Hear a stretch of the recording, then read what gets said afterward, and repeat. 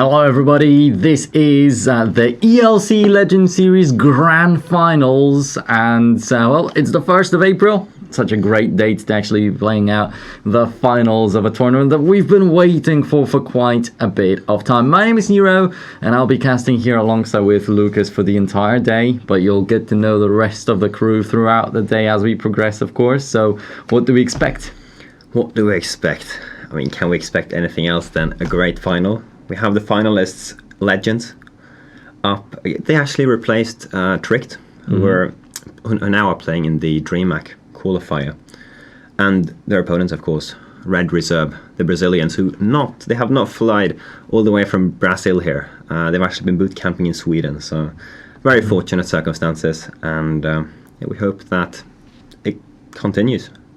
Yeah, definitely. Hoping that their career is going to continue right here in Europe. This far is going quite fine. Well, just taking a look at their statistics, they mostly have wins on their side. They're supposed to be the expected winners of this tournament, but we know how surprising Legends can be, so you can never really count them out. So I just don't really want to say that so undecidedly. But yeah, Red Reserve's coming into this one as favourites surely in some manner. But both the teams on the stage already warming themselves up with some very, very well-determined faces, I would say. So, yeah, that's what it looks like right there. You'll get to take a look at the stage yourselves in just a couple of moments, but, well, this is what's happening right here today. The Grand Finals, the playoffs, I would say, of this tournament, as we had group stage before. We had, of course, qualifiers, and one of the teams that's sitting right here in Sieg, right next to Hamburg, is one of the teams from the qualifiers. So Legends, that's a big feat for actually getting all the way through the qualifiers with 128 teams in each round of them, all the way through the group stages to sit right here. They have definitely worked very hard, and they have earned the spot. There's not much more to say about that. They are going to face a team that we both can agree on it will be the overdog in this match. But as you said before, Legends, they have surprised us time after time, beating teams that that supposedly should have been better than them. So for the final, I'm just hoping for a great game. I can't really do any predictions. So let's just take a look at the ELC Legend Series trailer before we go straight into the lineups and actually check out what it looks like on the stage.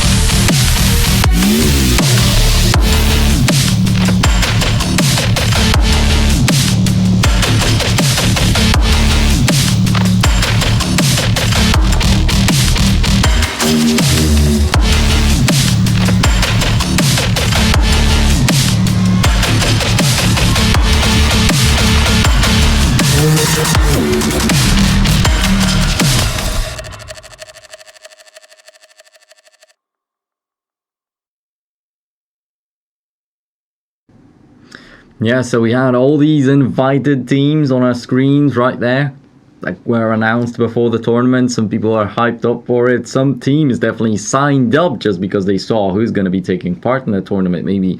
But we've got one team that wasn't listed right there over here, and we've already talked about it. It's Legends. So they got through many different teams. I mean, Euronics was, for instance, invited. So if we would expect a German team to get here, that would probably be the one. We had Tricked, Outlaws, Playing Dogs. He runs from the bigger teams out there, and none of them got the chance. Actually, Tricked did, but they refused, unfortunately. But instead, we've got Red Reserve, so unexpected team to get here, I think.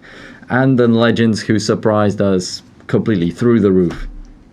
Yeah, and that's true all that you say. And now we're going to take a look at the group stages, or the results rather. Yeah, results of the groups, the road that all these teams have been on for the 3 days in last week. So that lasted from Wednesday to Friday, and Tricked managed to amass the same amount of points as Legends, actually, which is why it's not such a big shame that Tricked are not here. We're not getting like a second-class team or something. We're getting a team that's on very similar of a level compared to them. Well, on the other side, Red Reserve, well, they dominated their own group. Not even a single loss. Yeah, that's true, but I mean, there were a lot of the teams, the better teams, were not in their group, to be completely honest. Group A had both, as we said, Legends, Outlaws, and Tricked. Mm-hmm. And, well, Tricked and Outlaws, they were my finalist predictions. But with a lot of upsets along the way, here we are with Legends against Red Reserve. With expectations maybe not going as they should, maybe with a little bit of surprise, as you said, and just a group draw not being probably how many people would have wanted it to be. But in return, we actually got to take a look at Tricked versus Outlaws during the group stages, and that ended up with a very surprising 16-0 in favor of Tricked. That might have stirred up the scene a little bit, so later on, when we will be seeing these matches online again, we'll think twice before actually saying that, yeah, it could be going both ways. It will be a 50-50 match. Maybe Outlaws are not just stepping up lately as much as they should. Yeah, well, Outlaws, of what I've seen lately, they actually have played pretty well. And that goes for Playing Ducks and Vexed as well. Playing Ducks and Vexed, as we've seen playing in the ECA Premier for the past couple of months. And they have been playing against top-tier teams and then coming into this tournament favoured and actually not managing to pull it through. Mm-hmm. It was pretty disappointing. Yeah, so you just got to take a look at the venue overall, and there's some 3v3 gaming area where you can actually play Counter-Strike against each other. You can win some prizes out there. Also, there's VR. Probably yes. A lot of people are going to be afraid to actually step into that ring and start moving around, because that's not what people usually do. That's kind of the new stuff right here. And when you get to test the VR on some events, then usually it's like you get through like a tutorial kind of thing. You watch more than you play actually yourself. And here you can step into the ring. You've got a lot of place. You can play the games out there, and it's an amazing experience, I can tell you that, because I tried it myself. Lucas, you did too, I think. Yes, I did. That was horrible, but it was a great fun, especially in the environment. I'm not sure if we actually have a boxing game, but since the boxing ring actually is real, it sort of gives a little extra feeling of playing the VR. Yeah, so that's amazing. And of course you can see the truck, the Big Betty out there, ELC Gaming Big Betty. That's pretty much the same thing, and the entire tournament is going to be played right on the Big Betty. The 10 PCs are set up right there. The players are ready and waiting. They're warming themselves up. So let's take a look at the players that we'll actually get to see in a little bit of time. First of all, you'll kick off with Legends, with a little bit of a change right there that we've got.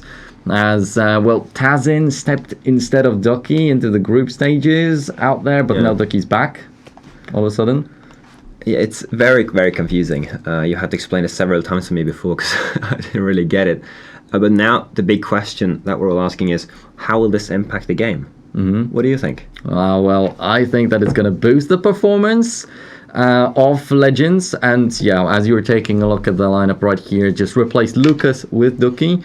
And that's the lineup that we have right here. So it's Kefka, Mon, Brilliant, Ducky, and Kazan out there. And why do I think that it's going to boost their performance? First of all, in the group stage, Lucas wasn't performing so well. But, well, a LAN performance is a completely different thing. So anything could happen right here. But second of all, I feel like Ducky's the face of the team, and for a reason. Probably they also feel like he's the kind of more known player overall on the international scene. So they kind of look up to him as the...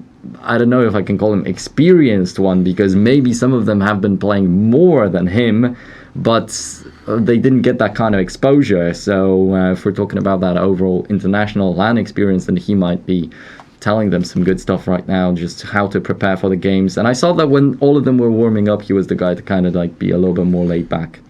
Yeah, and it's important to have that guy to keep the team calm, because as you said, playing online and playing on a LAN, it could be a completely different thing. Doesn't necessarily have to be the case, but yeah, for some teams it is. As a bonus, they also get Taz in, so they've got these people who can be the pillars out there for sure. So anyway, here's the second player sheet. So for Red Reserve, we have Michelle, yes, Michelle, that's how I say him. Followed up by BLD, KNG, Knack, and Kaiki. Yeah, that's true. And these guys also kind of overall more of a laid back team, I would say. Like usually we've got a LAN in Germany. We've got a German team right here. We've got the German viewership, and that's also a thing because we got this kind of exclusive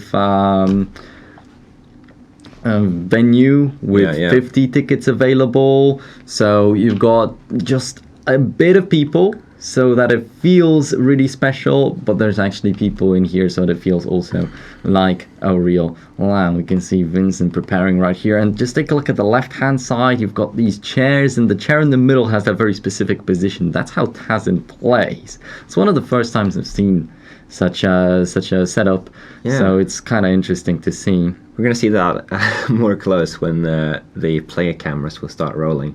Yeah, definitely. So now all of the players actually preparing themselves to get onto that stage. That's going to be really, really interesting to see them.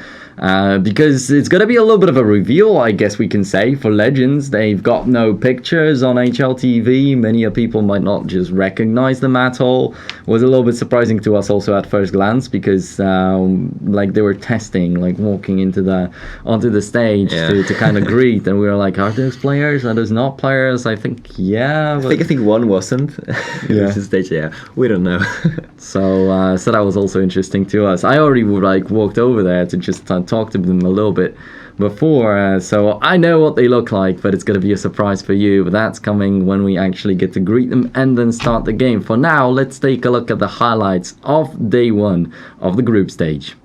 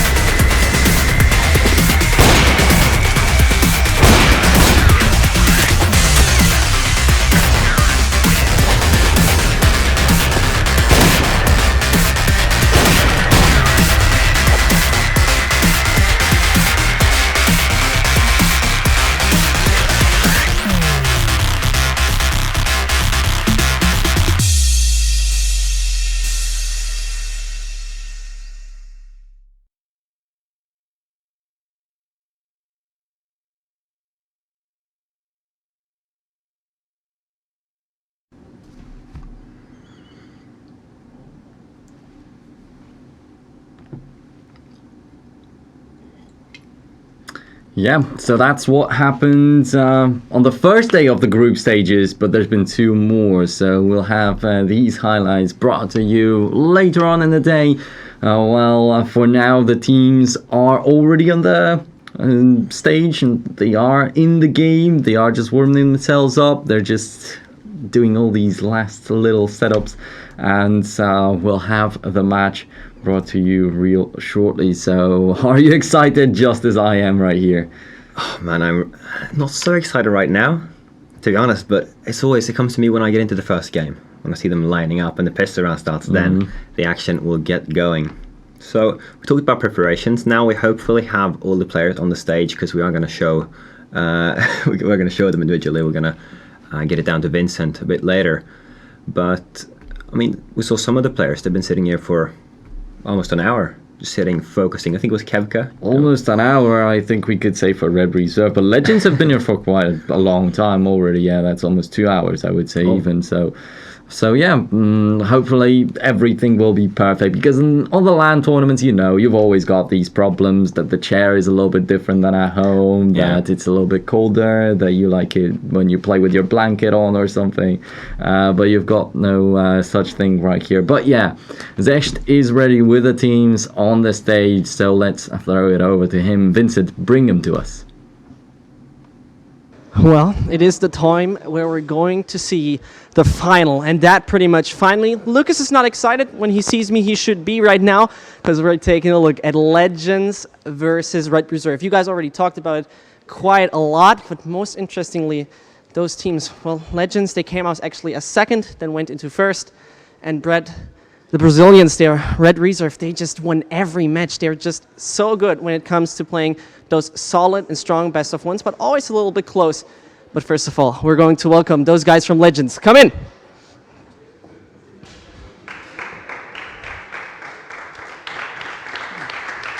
So, Duki, it's nice to have you here. Finally, we have you on LAN and can see you. You can tell me one thing about your team. You guys are up for the stage for about 1 month. You started playing as Legends not too long ago, but there is some decent kind of skill you guys are showing up. But now it's about the preparation against the Brazilians, the really strong team. How have you done that? For us, it was kind of unexpected, since it was tricked. We were undefeated in group stages, and we got a message like 5 days before that tricked can't attend the LAN, and so I think we need today to play on our individual top peak to win against these opponents. All right, that is some important information, but more likely, the Brazilians, they're strong. They're all really good, but you're playing with a stand-in today, or more likely you cannot or didn't play with a 5-man lineup so far.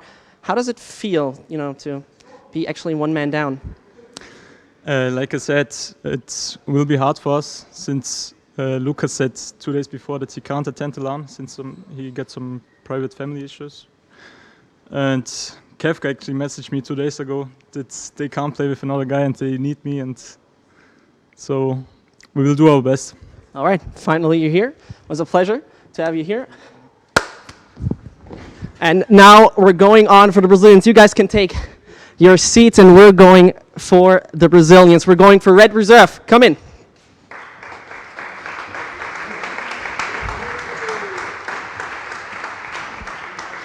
So, very nice to have you guys here, also in Germany, in Hamburg right now. And one important thing we have to mention, you're playing in Sweden in a gaming house. You're not actually flying from Brazil, you're playing in a gaming house that was once Orbit, now Red Reserve. How does it feel? How do you play as a team when you come up and say, well, we're living together, we're playing together? Yeah, we have been in Sweden from 2 months already. It's been very good for us to improve. We practice against the best team in the world here in Europe, so we are improving a lot, so it's time to test. The Germans, they have not so many matches on the record. They have been playing, as I've mentioned, just a few games. How did you prepare? How did you come up and say, well, we don't have many demos to watch. How are we going to prepare? Yeah, we need to focus on our own game, because we don't have that much material about the guys, so we are thinking about our own strats, and that's how we prepare. All right, thank you very much. It's also a pleasure to have it with you. I forgot it. Just doesn't matter. Just forget that. I prepared it and I forgot. It doesn't matter anyway. What is important though? We're coming back to two young gentlemen who will take care of the final. It's back to Lucas and Dominic, and this is going to be one hell of a best of 5.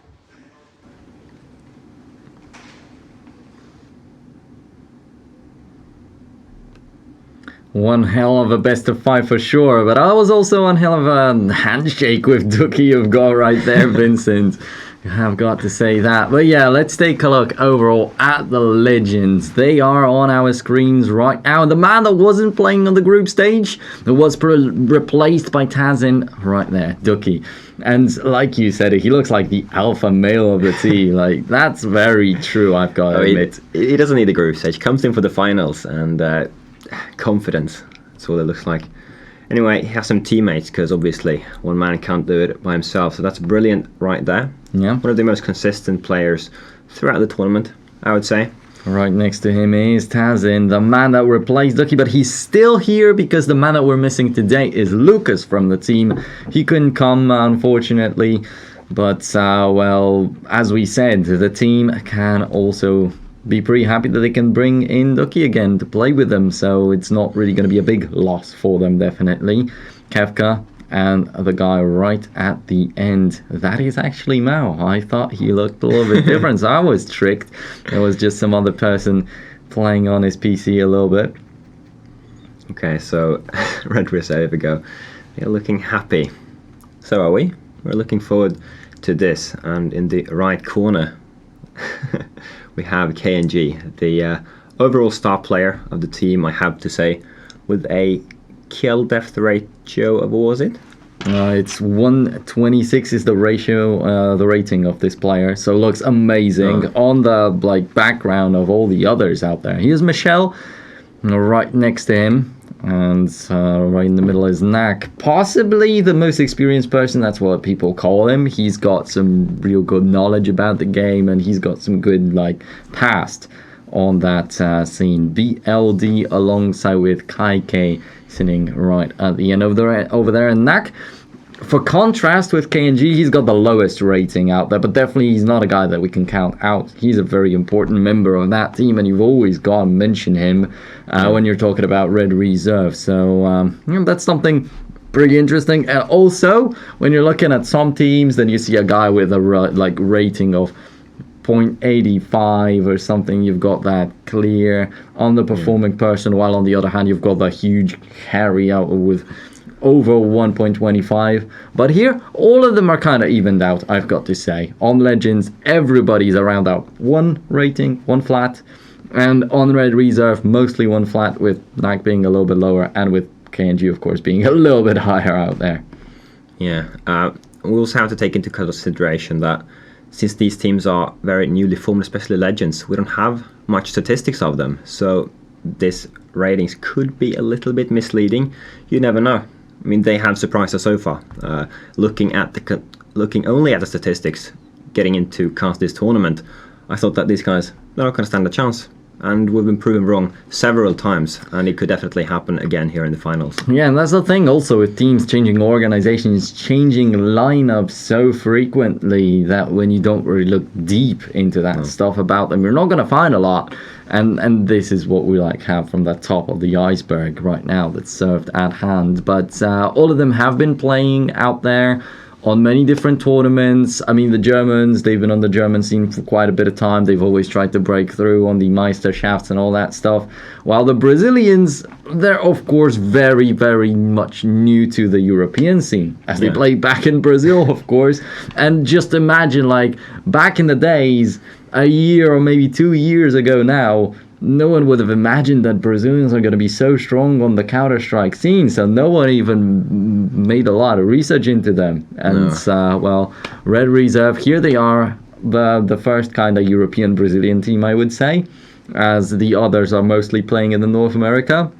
But you've already got 3 amazing teams out there in NA that are performing pretty well. Now we've got this one, that's a new one coming into the mix. And a very important thing, as we're talking about these statistics, the best of 5 that could catch anybody off guard right here, because we've got some stats that this team performs quite fine on this map, but they don't like that one. But you've got to like have 5 maps open in here, so for sure there is going to be a map for each team that they're not going to be comfortable on at all. You only get one ban, so you got to choose between your worst map and your enemy's best map. And what do they go for? That's the big question. But first of all, we can see that probably the map is going to be cobblestone. Yes. I don't know if they have done the map beta, but probably, because we hope to get ready. Players are joining the server as well, so we'll get into the game shortly. But I'd like to talk about what you said about the Brazilian CSGO scene, because I have one question. Where are all the other teams from South America? Yeah, that's a big thing. I mean, they like looking at all the Brazilians, you like imagine maybe they could make their own league or something. Maybe it could be a thriving esports scene, but all you got to see at first was the Brazilian team under the name of SK Gaming nowadays that started winning majors. But then it turned out that Fallen had this little project of his that he was bringing up these very talented players and just teaching them, showing them the way, so to speak. But then as they were there, it turned out that there was another team and another, and all of a sudden you're like, wow, they've got as many professional teams as any other country, so where have they been hiding them? Yeah. And in such a short period of time, it's just very interesting, and I think it's very fun to see new countries who just pop up from nowhere start performing on the top tier of CSGO. Yeah, now actually a lot of prize money is being pumped into the Asian scene, and we could see some really good Asian teams in the 1.6 times, so possibly that's gonna come back with like many tournaments being already in Asia, and a lot of European teams and North American teams flying over there to play. Hopefully all the people that would be watching these tournaments are actually going to get themselves together, form some teams, and play on that same level sometime in the future. Really looking forward to it. So and like you've got these obvious big countries like China, like you've got Brazil, but I was impressed by the Mongols. Last time they showed up on a couple tournaments, and I would hope to see some more teams from that country. Yeah, we have China, who are dominating the Asian CSGO scene at the moment, but a lot of other countries around there are actually starting to become better and better. I've seen some Indian teams, some Indian qualifiers. I think ESL are hosting like sort of like UK Premiership, like ESL and Meisterschaft in Germany, but the Indian version. And I watched a couple of games and it was actually pretty good, surprisingly. Okay, so that's interesting to hear. Also, like, we had a Vietnamese player in this tournament, in this very Legend series. Really? Yeah, he was playing on one of the German teams. It was Zyken. Oh, it's like... And he was also on many of the replays out there. So, these guys are out there. You just have to discover the talent. Well, we're talking about the different scenes, but what's the most important is what is right now on our screens. That's Legends versus Rare Reserve, and seems like they will be kicking off pretty quickly with the knife round. And indeed, the first map is going to be Cobblestone, and we saw a pretty impressive Cobblestone from Red Reserve during the group stage as well.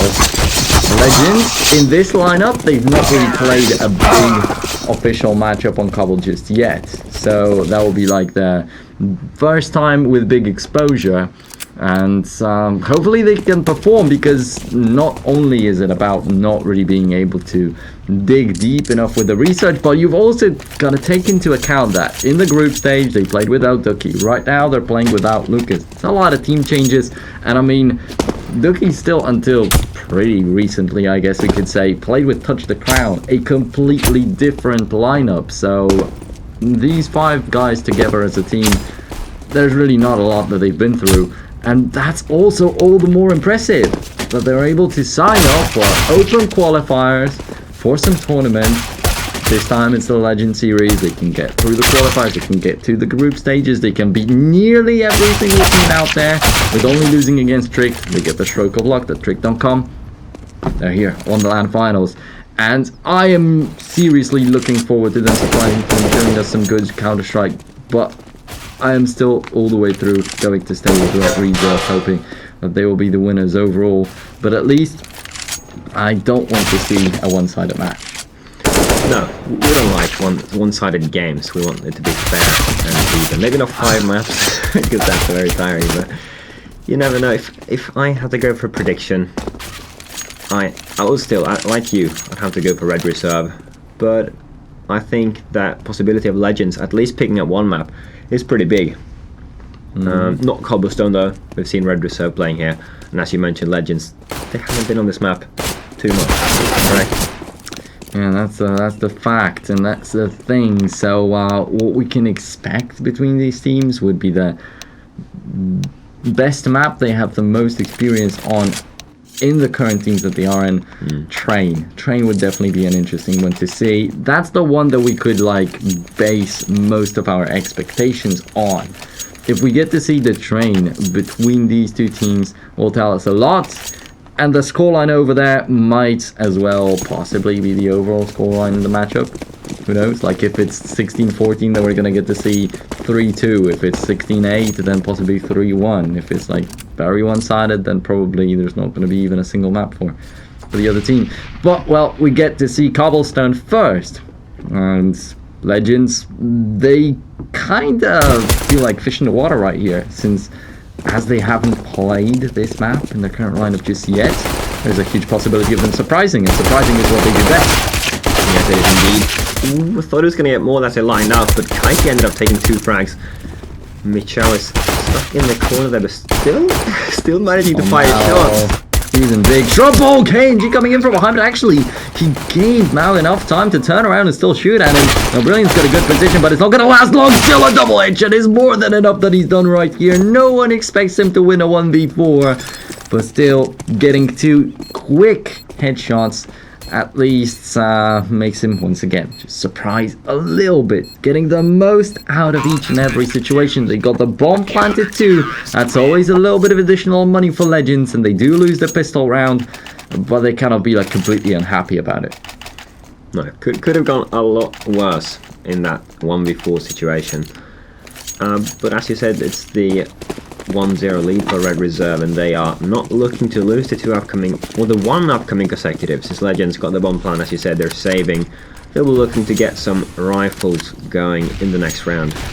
So, which obviously means that they don't have any Kevlars. They have 1 flashbang, and the goal is to get the bomb down so they can get some more utility, some extras in the next round. Yeah, Mao can definitely be looking forward to him hopping from time to time on Legends, while mainly the AWP that we're gonna get to see in this game, I expect, will be KNG. This guy impressed the most during the group stages. Everybody's been going wild seeing his plays, and you know, would love to see that again. But for now, he's struggling to even take down a single man out there coming in from long areas. That's gonna be Michel cleaning it all up. The UMPs also bring a little bit of money for them, but Red Reserve also, this round could have been a little bit quicker. Maybe not even cleaner because they don't lose people, but yeah. Yeah, it was just not much more to say about that round. It has passed, and now we are getting into some more interesting upcoming rounds, because this is the first buy round. I think we count it as that. Red Reserve still has money, but they are deciding to stick with a 3 UMPs actually, and from Mars, who just went down there. Is that through the smoke? Yeah, that was very much through the smoke. Mao could not have seen that, but he just felt that somebody might be pushing up right there. And like right in the beginning of the match, there are no assumptions that the enemy team can make. They can see no patterns, so it's very bright of Legends to pre-fire all these positions. It's a very good idea in my opinion. Earns them a 1-man lead. I mean, they got the bomb plant and the pistol round. They very much wanted to win it. They couldn't. So they have to do everything in their might to get back as quickly as possible. What other time is better than a full buy? 1 minute left on the clock. There's still a lot, and they already have 2 people advantage. Kefka might be pretty low in health, but Michel takes care of Kazin. It will be problematic. KNG before his death also takes care of Ducky, but 2 men lead. Still sticks with Legends from the very beginning of this round to the very end of it, it seems. Michel alone, stepping around, not even trying to act stealthily, not even trying to be quiet. gives the third kill of this round to Mao. But it's still going to be a buy. We saw that they saved the 3 of the SMGs that they had.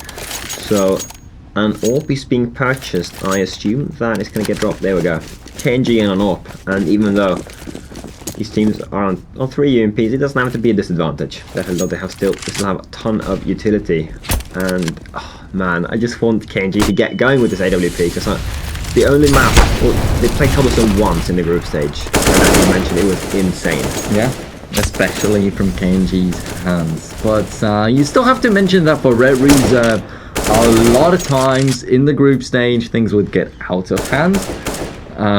They had to play some overtimes right there. The matches weren't like extremely one-sided. There were some risks of losing the maps even so. They've got 15 points. Of course, they won all 5 of their maps.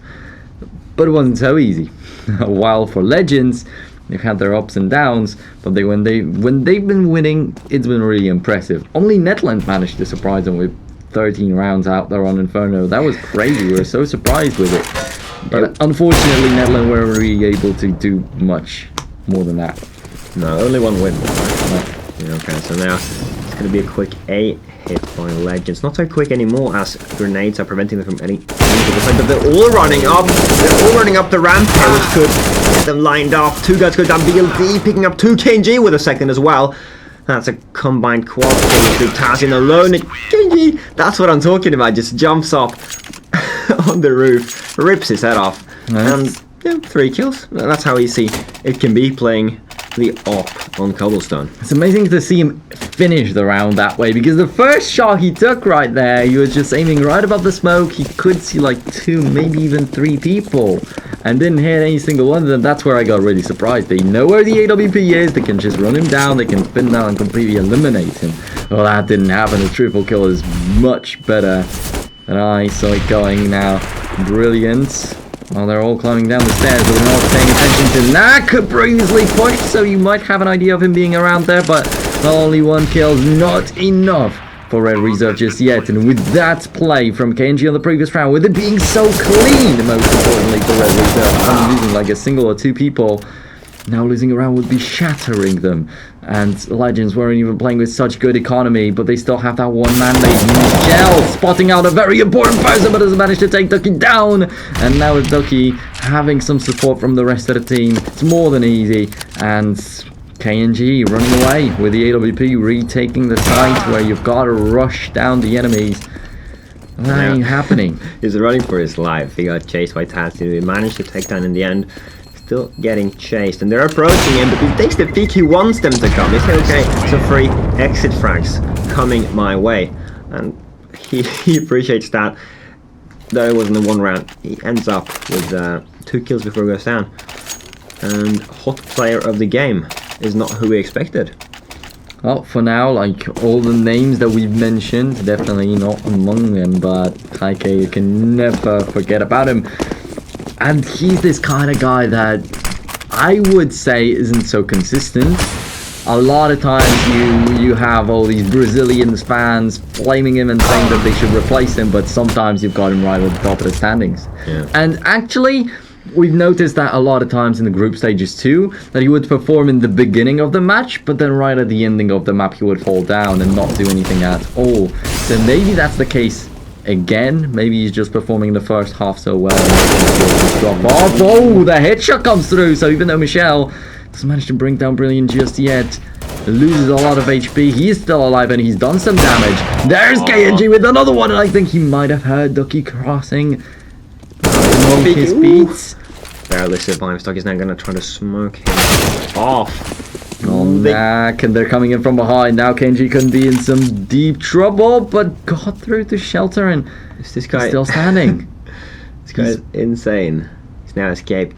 Ducky's the guy left on A site while the bomb is slowly wanting to make its way towards B. KNG's looking for him. He's just camping. He's getting spotted by his teammate. Now he has the information. He's going to go to try to help his teammate. Ooh, gets the kill, but Michelle goes down first. So now it's a 2v2 situation. And Kaiki, he has the positional advantage. He's just waiting low. HP Brilliant goes down in the blink of an eye.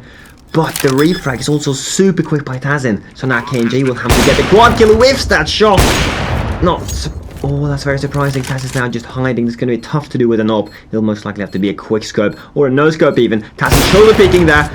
That's very risky to shoulder peek those situations. KNG making some noise, trying to play some mind games. He's going to go with the quick scope. That was so close. And not even KNG. He couldn't get the quad kill. And that allowed Legends to tie the scoreline. 3-3. He was not allowed to get the quad kill for himself, but thus allowed Tazen to get one. Both of them with a triple this far in the round, and that was an insane of a situation, but KNG, he got his chance twice. A quick scope right at the end, as you said, and as he was getting closer to the sliding connector, that also could have been a kill. So, 2 wasted opportunities by Red Reserve will cost them a very important round where Legends might be taking the one lead for themselves. Now it's 3-3 for a second longer, and actually that quad kill from Tazen. These were his first kills in the map overall. He's now sitting on 4 frags. Yeah, and this round, it's going to allow Legends to get in the lead on the terrorist side this early on, which must feel good because Legends, they are fully equal. I don't know if it will be another AWP being purchased for KNG. Not sure if they have the assets, but they are definitely trying to save up as much money as possible. They're going to try to get some kills here, though. It will be very hard. They're rushing into the smoke here. Surprise, surprise. Kaiki from behind will take down Dookie. The others are trying in drop zone as well. Kaiki gets 2 on 4 HP, finds another one in the head. That's pretty good. 2 kills. Very good for his economy. And now we have Michelle left coming from behind. He's probably just going to stay. Hope that the terrorist exits the site running through the B lobby so he can get a nice little exit frag. Yeah, and as you say, you just don't expect a guy with 4 HP to get 2 kills. It's an eco, so anything that they're able to get is actually worth it for Red Reserve. But I don't think that's going to be enough to cover up the sour taste after losing the previous round, which is a thing they're fighting for right here. KNG might have had the possibility right there, and yeah, I already mentioned the 2 situations where he could have killed Tazen back in the previous round, but what I haven't said about was him allowing his teammate to die. It was Michelle, the only guy that survived this round this time around, but Michelle had to die to Ducky actually out there on bomb site A, which is a thing that definitely should not have happened, and it's a bit problematic. Now, the info didn't come through quickly enough. Also, as he was like looking out of the long room, he was looking into the alley first, and he did not take a peek at the truck at all. And Ducky also didn't see him at first, but he realized a little bit quicker, and that's unfortunate for Red Reserve for sure. Now they're back on a 4-buy. They're not mixing it with any UMPs. That might be so good. Kaike, he's playing with the AWP, not KNG. And just look at what he's doing here. A double kill in the previous round with just a USP. Now gets a double kill with the AWP. And he was the hot player of the game this far anyway. So he's performing with any kind of weapon that you give him. And that one last man that's standing is Mao. Got one and only kill this far for Legends. In round number 8, he's going to find another, but KNG to finish the last guy off. Already 3 people wrapping around from behind. That's also a rare thing to see. You don't see all 3 of them rushing down bomb site A. Usually one of them goes ahead and 2 other rotate over to B through the regular CT routes. Yeah, but we like teams with that imagination. Really spices up the game a lot, especially when it works. So now KNG is going to spice it up a bit more, but as he gets fully flashed, he's supposed to fall back towards the A side. Still no AWP. KNG had an up despite getting 2 kills. He's not going to be able to reinvest in a new one. Neither is KNG, but still a pretty decent buy. It is, first and foremost, better than Legend buys who are playing with 2 Tech 9s. So right now, they are going to use their decent amount of utility that they actually have to toss some smokes and go for a quick 8 hit. We see, is it Mao making some noise over towards B, but it doesn't matter. The fake doesn't work when people peek way too early. There's still 2 CTs on the site, so that was a very successful dive. There's still 3 AKs left in play though, and they're making it work. It's a 3v3. Dookie's on 6 HP, Tazin on 60, so it could still be tough. Kaiki's very much aware that there is a guy inside drop zone. Yeah, he's now the very most important man of reserve, I would say. Playing with a UMP and gets 1 kill. Getting 1 kill right here was vital to the outcome. He is able to replace his weak SMG with some rifle now. It's got the AK. And gets that 1-man lead for his team. Gives them the info. The rotation starts. Kaike with another one. This guy just does not stop around without getting a double kill for himself. And now not even being able to hit him. Kefka is wasting a lot of time, allowing Michel to rotate. He saw the bomb. He knows that Kefka will have to pick it up, but then he can show up from behind and kill him off. Not make that happen. 5-4 in favor of Red Reserve, and this round was amazing.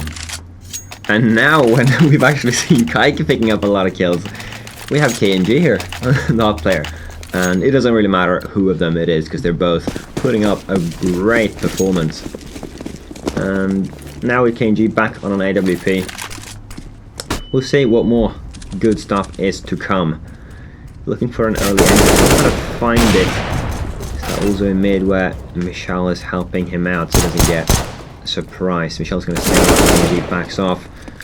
Oh, that's a little bit dangerous, but the guy from doesn't take a peek into the danger from already. Yeah, it could have been really dangerous, but now we get the kills all over the map. Kaike with yet again a double.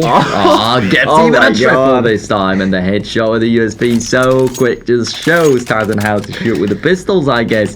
6-4 in favor of Red Reserve, getting the 2 rounds difference, and that already kind of solidifies the lead right here. And we didn't talk a lot about BLD, but he's also going to be an important man on Red Reserve, and you're looking at them and you can like bring up all these names. You know that these guys will show something really impressive. While for Legends this far, mostly struggling, I would say, with some big strokes of luck. They are sometimes able to take the rounds. Some rounds they were not supposed to win, like the Tazins quad kill are happening, but it doesn't reassure us so much as Red Reserve do. That is absolutely the case. But as long Legend has never been the one-star player doing all the job. It's been a team effort. Pretty much every game that they have won has been a 100% team effort, with all the guys pretty much performing, helping each other out. While Red Reserve have some of the star players. So I'm still open. I think anything can happen. And on the terrace side of Cobblestone, 4 rounds. They're only 2 behind. It's not too bad. Alright, that's going to be just Kefka walking in through the drop zone, but Nak and Michel take care of that, both of them actually. And they're not even attacked from the other side. I have no idea how Legends came up with this. But Red Reserve did only feel the pressure from one side at a time. And he will have to get another kill. It's the same scenario, except KNG doesn't have a kill yet. And we'll look for the quad kill this round as well. Same scenario. Will he hit the quick scope? Misses the first. He's going to get a second chance again. Gets a second chance as he picks up a rifle. Very clever. Surprises Tazin. And this time, he won the clutch. It feels good for him. 25 HP for Tazin right there. So imagine him not picking up the rifle and still trying hard with the AWP. KNG, he's got the top amount of kills on his team, but I don't think that he can call himself being confident on the op today. Maybe it's just not the sniper day or map for him today, but well, has to be a little bit more precise on these clutch situations, especially against Tazin. It's the second time we see a very similar thing happening in here on the map, but well, 3 rounds difference it is still. He managed to win it this time, and it's just so important for Red Reserve so they can forget about any kind of mistakes that were made on the way here.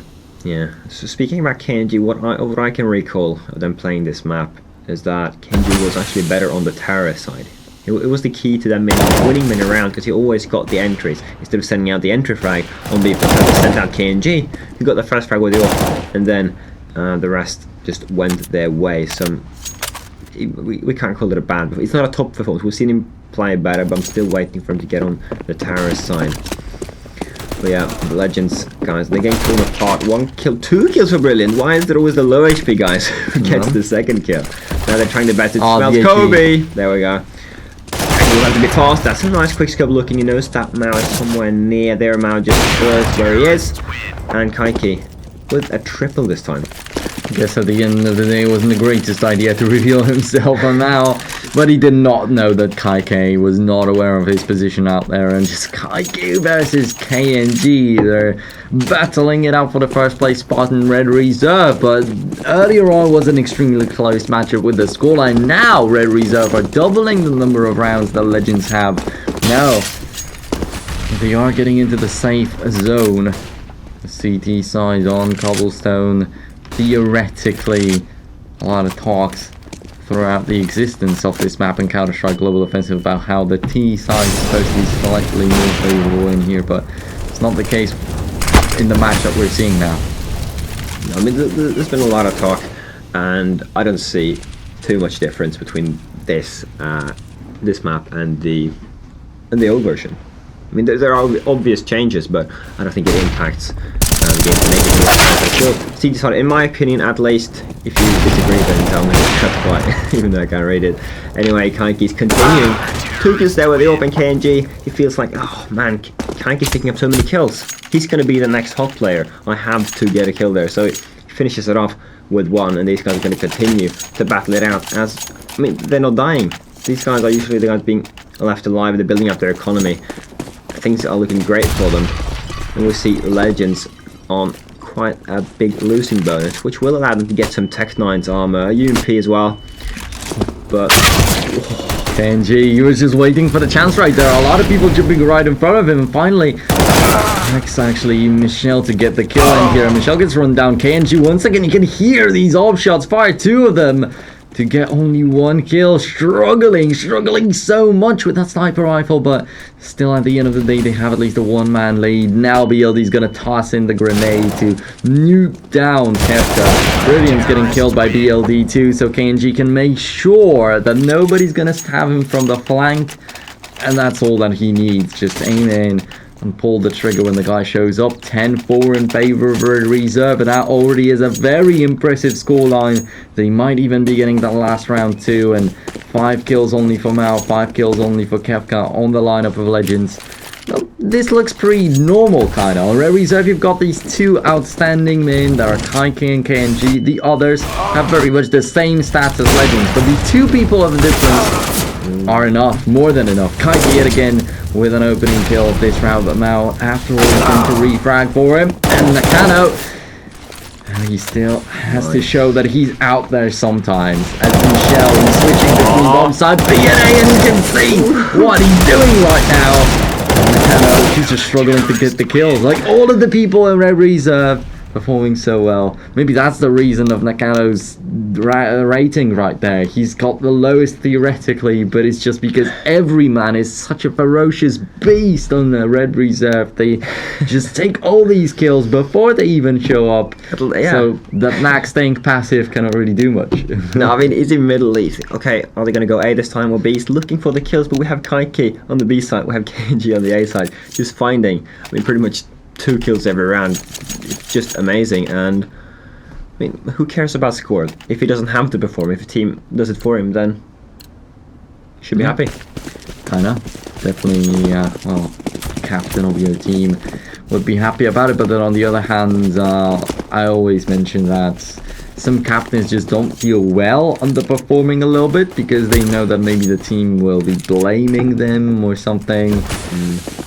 So yeah, they don't like being that guy at the bottom of the standings just because they are an IGL, and that's a popular excuse for some people, even on the highest tier scene. Now, 2 for 2 this far in the pistol round. Previously, Red Reserve were able to get it. Now Legends will give their best to actually fight for it again. 2 USPs, though, picked up by Red Reserve. They've got their good positions in the site, going for the long-range fight, but Brilliant's gonna close up, and he's gonna get a double headshot for himself, thus winning the round for the German team.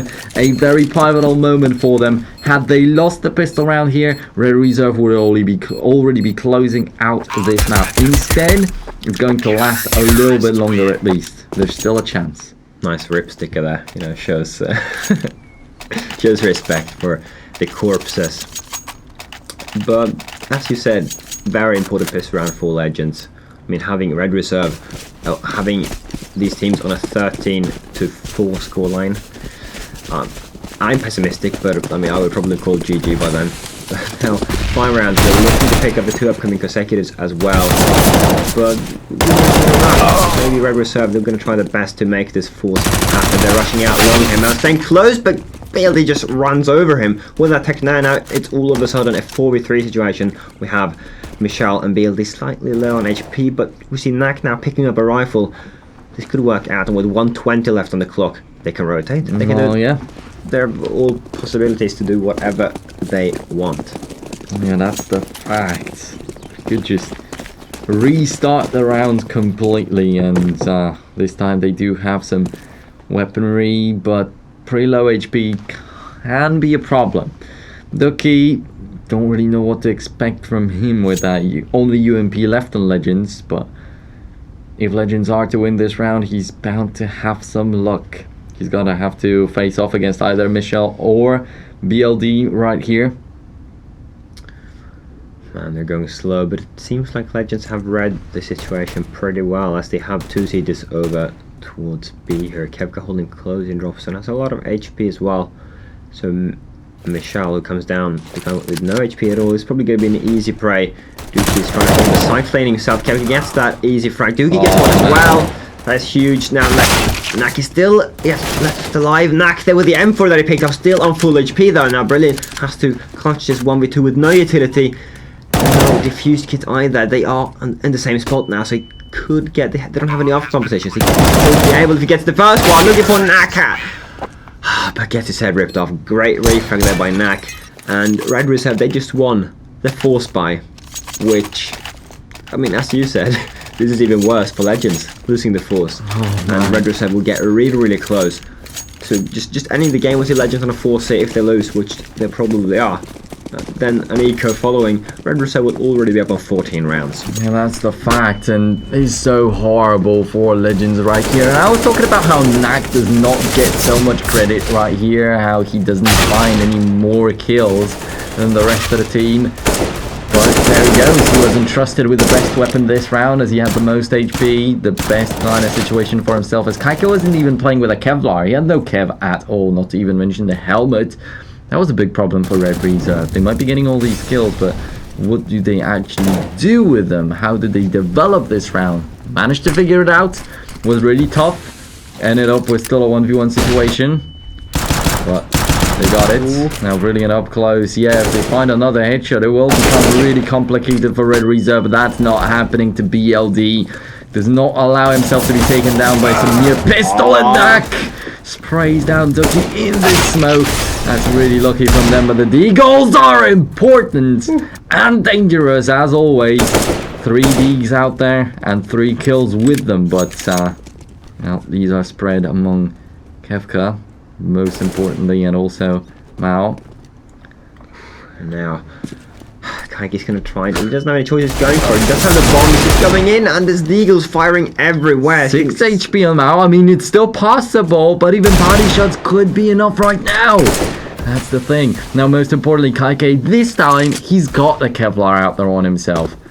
So it's a little bit better, but once again, no grenades. And are they going to choose to go through the smoke? That would be so surprising. He's going to fake the plant. 6 HP on the last guy. He's got it. 10 seconds remaining on the clock, though. He's got another fake. Oh, the double fake. This guy has some serious guts. And it awards him with the 3 kills and the 1 round. Legends, they felt, as we said, this round, since they lost the first force, taking it back on their own force would have been very impressive, and not talk about necessary for the comeback to be just doable. But now losing Red Reserve are bound to pick up the 14th round. It's just really tough.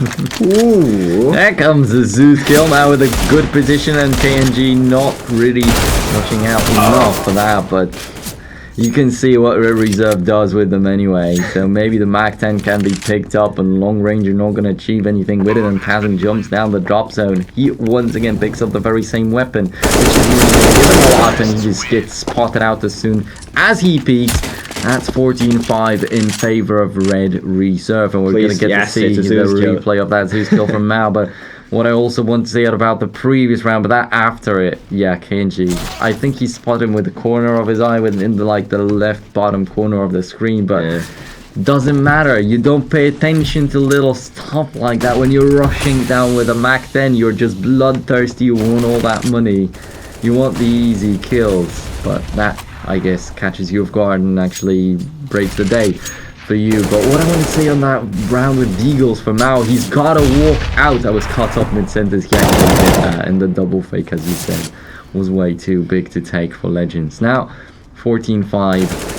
This is a huge lead. That's 9 rounds in favor of Red Reserve, and they only need 2 more. Then it's not going to be so problematic with Michelle finding another entry kill. No, that's really good. You should see BLD, a very fast entry. This guy is crazy when he gets onto the side. KNG usually finds entry as well, and that flash by his team is very good. BLD for the entry will find it without any problem. It's going to look for Dookie as well. His teammate Mao is now accompanied him on the side, and Mao's going to find one, passing over towards A, gets one, which is really good. 3v3 now. 3v2 situation on the side that hasn't reached the B side just yet. There's another kill from Mao. Oh my god, the backstab! Tazin does that, and now it's all up to KNG. He's going to have to take not only Tazin before, but also Mao, he just got one left. It's always these players. I love it. KNG he's looking towards the door, and he gets that frag. That's just horrible. I mean, Tazin won the first one. That was very impressive. But the 2 others, they were so important. And this one the most. KNG, I was so afraid when he got into that situation. 1v2, he's got the AWP. Doesn't know at all where to look for the enemies. And it was usually a huge problem for him. Now, doesn't look like he cares at all. He knows when he's got to do his best, and as you said, performs a little bit better on the T side. I guess we can clearly see it now. Yeah. No pressure. They're just getting those 2 kills. I mean, not only Tazin alone, as he has beaten before, but also Mao. No problem for him. 55 doesn't seem retakeable. We'll come back to this. So we're just going to witness Red Reserve destroying the remains of Legends. Brilliant. And Dookie. Let's see, it's going to see a nice kill. No, it's just going to take a split of 50, shoot him in the head, and they were going. That's the first map going in favor of Red Reserve. But do not fear, ladies and gentlemen, this is the best of 5. Yeah. And there's we don't know exactly how many games that are left, but we sure know that there are at least 2. At least 2. That is the fact. And I would love to take a look at the veto, as we just don't yet know how it went through. Probably you, the viewers, know, as you checked it out on HLTV. We didn't have the possibility to do that now. But yeah, this is looking amazing this far for an opening map, as Legends stepped it up very well in the very beginning of the map. Just imagine them winning the first pistol round right there. On the T side, it was 4-4 at some point. They could have had the lead. It could have been like 8-7 after the first half, but without the pistol, and sometimes they just broke down at the end of the first half, and it closed off the options that they had. Winning the pistol and they're losing against the force buy, that's extremely unlucky. That was another opportunity where they could have evened out the score a little bit, but they just wasted it. So they can actually correct some little stuff, and they might be able to get back at Red Reserve on the next map. Although for now, you can see that tiny bit of a disparity in skill this far. And as you said, you don't really have these huge stars on the lineup of Legends. On Red Reserve, you can always mention KNG. He's gonna do it on the T side a little bit better than on the CT, of course, but he's going to deliver. BLD always supporting him, always covering his back. Michelle rotating all over the map, and he can fit in everywhere, and so on and so on. And Kaike, the guy that was blamed the most, I think, in the group stage today, I don't think the fans have got anything on him. And I really want to say that BLD, he's an excellent entry fragger. A lot of times there wasn't too much of a terror side this time, but the other time I played Cobblestone, he's just rushing in, and he's so efficient. Yeah, he's quick and deadly, and maybe we'll get to see some BLD plays in the 3 replays that we're going to take a look at right now. Who knows? That's very interesting to see how it played out. We don't get any ones from the very beginning, but I mean, we've got 3 replays, and we've had 3 clutch situations of Kaike versus Tazin, or KNG versus Tazin sometimes out there. So that could be pretty important. And yeah, the one time where Kaike clutched it perfectly with the AWP. And as I said, the variety he's brought right there was just so huge. Could play with very many different weapons all the time and step up with all of them without a problem. An impressive kill from Mission right there for sure. Good that we give Knack a little highlight there. He deserves it, definitely. Because we're not giving him too much attention. And okay, there's no clutch, but there is a Zeus kill, the first one this game. So, but it didn't really give them a lot. They didn't manage to get any more kills out of that one. They got slaughtered out there in the drop zone, and then the last man just tried to pick up that Mac 10 again to at least like make an attempt at still doing something in the round. That was completely desperate, but he also got killed off out there, so no possibility to get any more done. So maybe next time just get 5 Zeuses. Going to equal 5 kills maybe. Yeah, absolutely. No, but the Zeus kills, they didn't lead to much, but it's still fun, you know, if you buy a Zeus and you make the investment worth it. Very few actually do that. I see some guys on full buys just because they have money buy Zeuses anyway. I mean, for me it's just annoying when I'm playing it, you know, scrolling through the grenades, you know, getting the Zeus. But yeah, we don't see Zeus or taser guns being used too much in professional matches. Yeah, so it's good to see it right here. But for now, we're going to go into a little bit of a commercial break and we'll be coming back to you with a second map.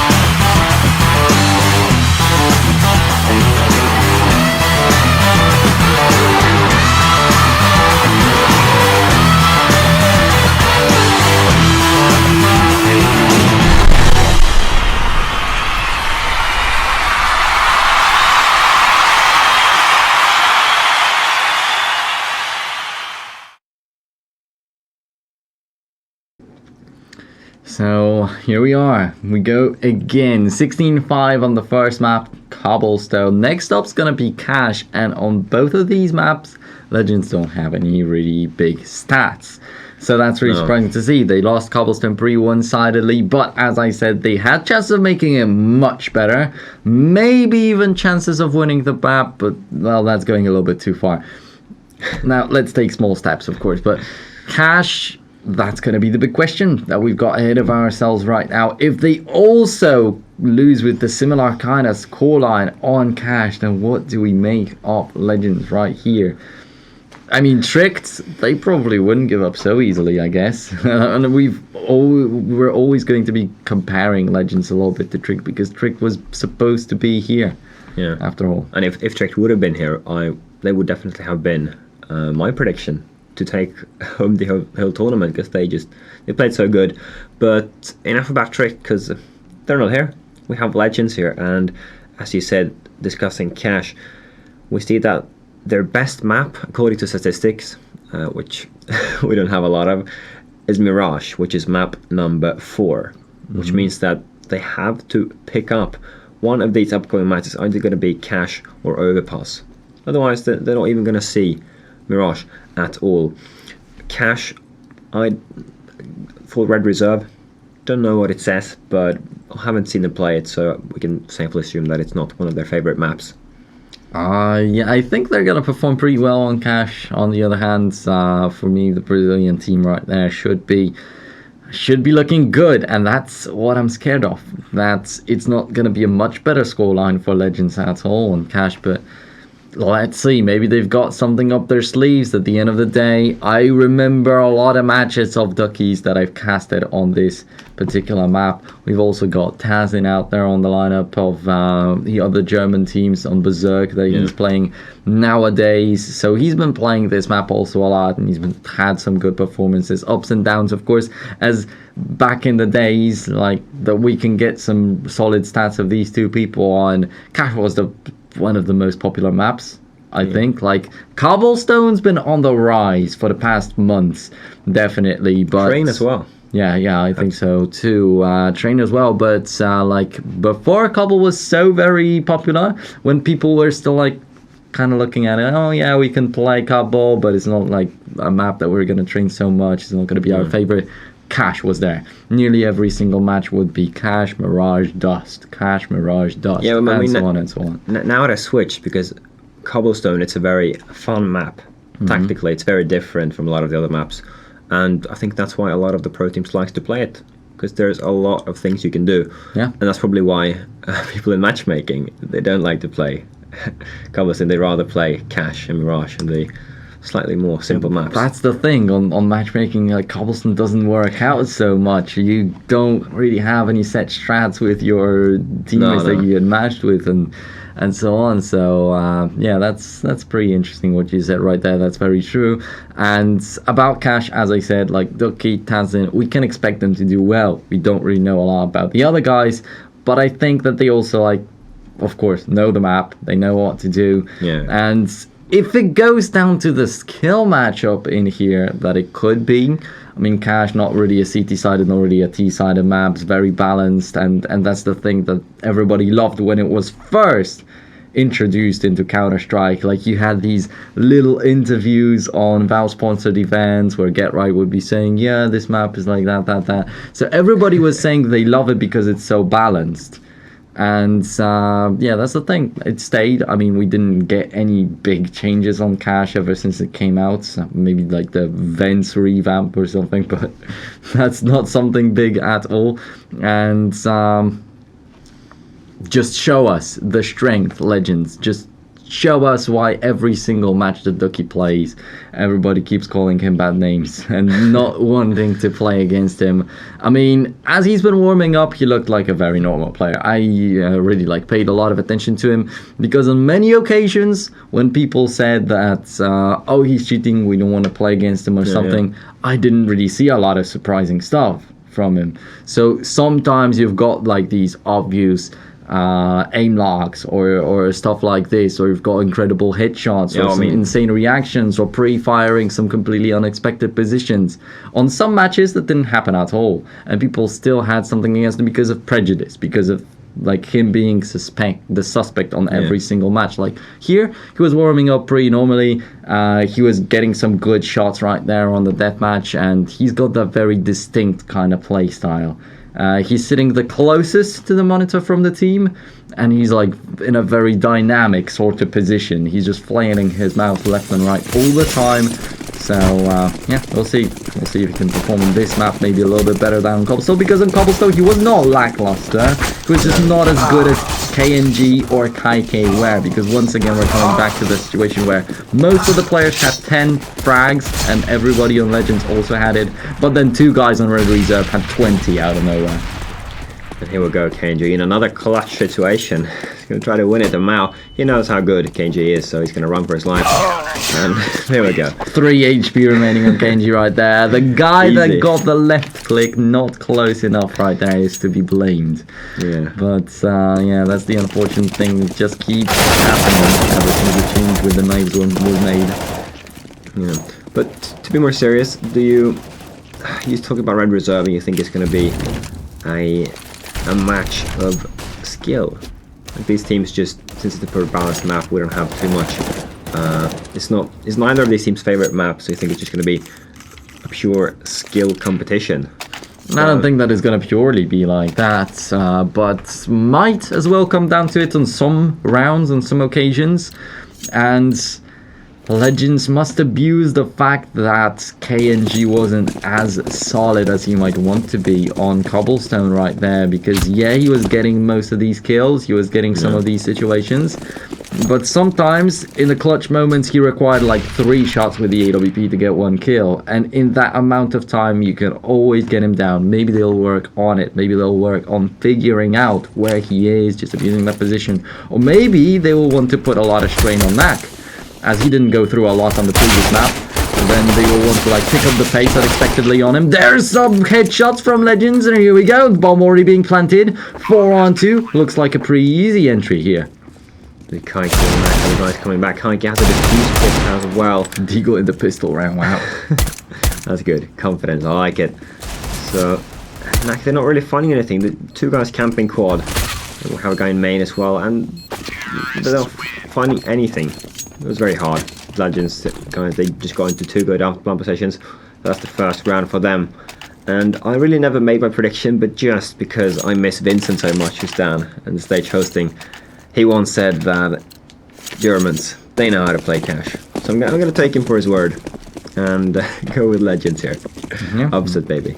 Alright, I would definitely like to see that, but as I mentioned, it's not going to be completely easy after all. But if we all of a sudden get to see the 16-5 this time in favor of Legends, I will be surprised. I have to say that. The question is, can Legends find a way to sort of isolate KNG? Find out where he's playing with the AWP and try to work around it. And it's not only that it can kind of abuse him not being like 100% amazing today, but also killing the AWP many times. It just wrecks the enemy's economy. Always going to take that into account. Now BLD is going to be run down by the terrorists. 2 of them actually taking care of that, getting through the connector, but they took extreme care not to make any mistake, and they didn't even lose a single point of health on that way there. Now Mao gets hit once with the 5-7, but he's down to 80, which is still very healthy out there, and Red Reserve lost 2 people. They cannot even fight for this round, and they forced up, playing with Kevlars, even helmets and some people right here, some grenades as CTs. Red Reserve aren't going to be happy to just stand down, not getting a single kill. Of course, they can hold on to these Kevs and get them over to the next round. But with Legends playing it out so well, would you expect Red Reserve to do with anything with them on that up-and-coming round? Will it be any different? I mean, after the first win, and overall these guys seem pretty confident coming into this second map of the final, and losing 1 there is interesting, but could it be a possibility that they even get pistols and Kevlars on the rest? just to continue to force it up? I'm not sure. Well, Kefka seemed pretty happy with this round. Yeah. Smiling out there, laughing even. Talking a little bit to Tazin, and there we go. That's going to be the 2 saved up Kevlars by Red Reserve. Up against still some rifles, 1 SMG on the Legend side, but we are expecting the 3-0 scoreline. And the big question mark is what's going to come next? What's around that other corner? I wanted these guys to take map control, to take a main base, and just relocate them all at the USPS train with some 5.7s. Gets the first frag. I mean, the terrorists, they have control of the B, but it's pretty close. Kaiki now, to this Kevlar, he actually has an AK. They have realized now that the bomb is over towards B. With no utility, it's going to be hard. You just have to rush onto the site, like they approach at the beginning. Fast. And that goes down also to Mao with his Galil, which now has to reload, and seems like Kaiki's actually backing off to save that AK Kevlar for the upcoming round. So KG, where is he? Is this an A main? Just chilling? Yeah, okay, looking for an extra frag, but there's not going to be much more going down. The only thing interesting now is to see if Kaiki actually survives with Kevka coming hunting for him with a MAC-10. What? Oh, man. With a MAC-10 he gets it. Yeah, and he also like looked the wrong way. Kefka jumped, thus stopping to make any sounds, and in such a situation when it's just about to be the end of the round, when you've got that AK and you know how important it is, the stress can definitely kick in. So he didn't realize he was coming from the left-hand side, and very, very important of a kill for the player of Legends. And he was playing with a Mac 10 after all, as you mentioned, so he could pick up that AK, and that's also some additional money for him. 3-0 in favor of Legends. An important 4-buy from Red Reserve. KNG lays his hands on the AWP, but he's playing without a Kev. Now, only one single defuse kit they've got out there. It still looks pretty risky, not so solid. There they go. That's going to be 1-for-1 as Nak brings down Zuki from the upper, but Kaika goes down in the lower. Oh, he's in deep trouble. He's not watching at all. It's just in scope, paying attention to main. And that was his downfall. He just went down. That will take under any use. Huge economical punishment if they hold this round or just at all. And Legend taking mid control, coming in through Z. So many. I mean, this is not the first time they've done it before, and it works out really, really good. And with the 2 remaining sieges being quite far from the site without any diffuse kits, it's going to be another save by the Brazilians. And, well, giving up the mid control, as you said so easily, is just a huge mistake that Red Reserve made this round. Now, picking up the AWP is always a good thing. If Mish holds onto it, it would be really nice.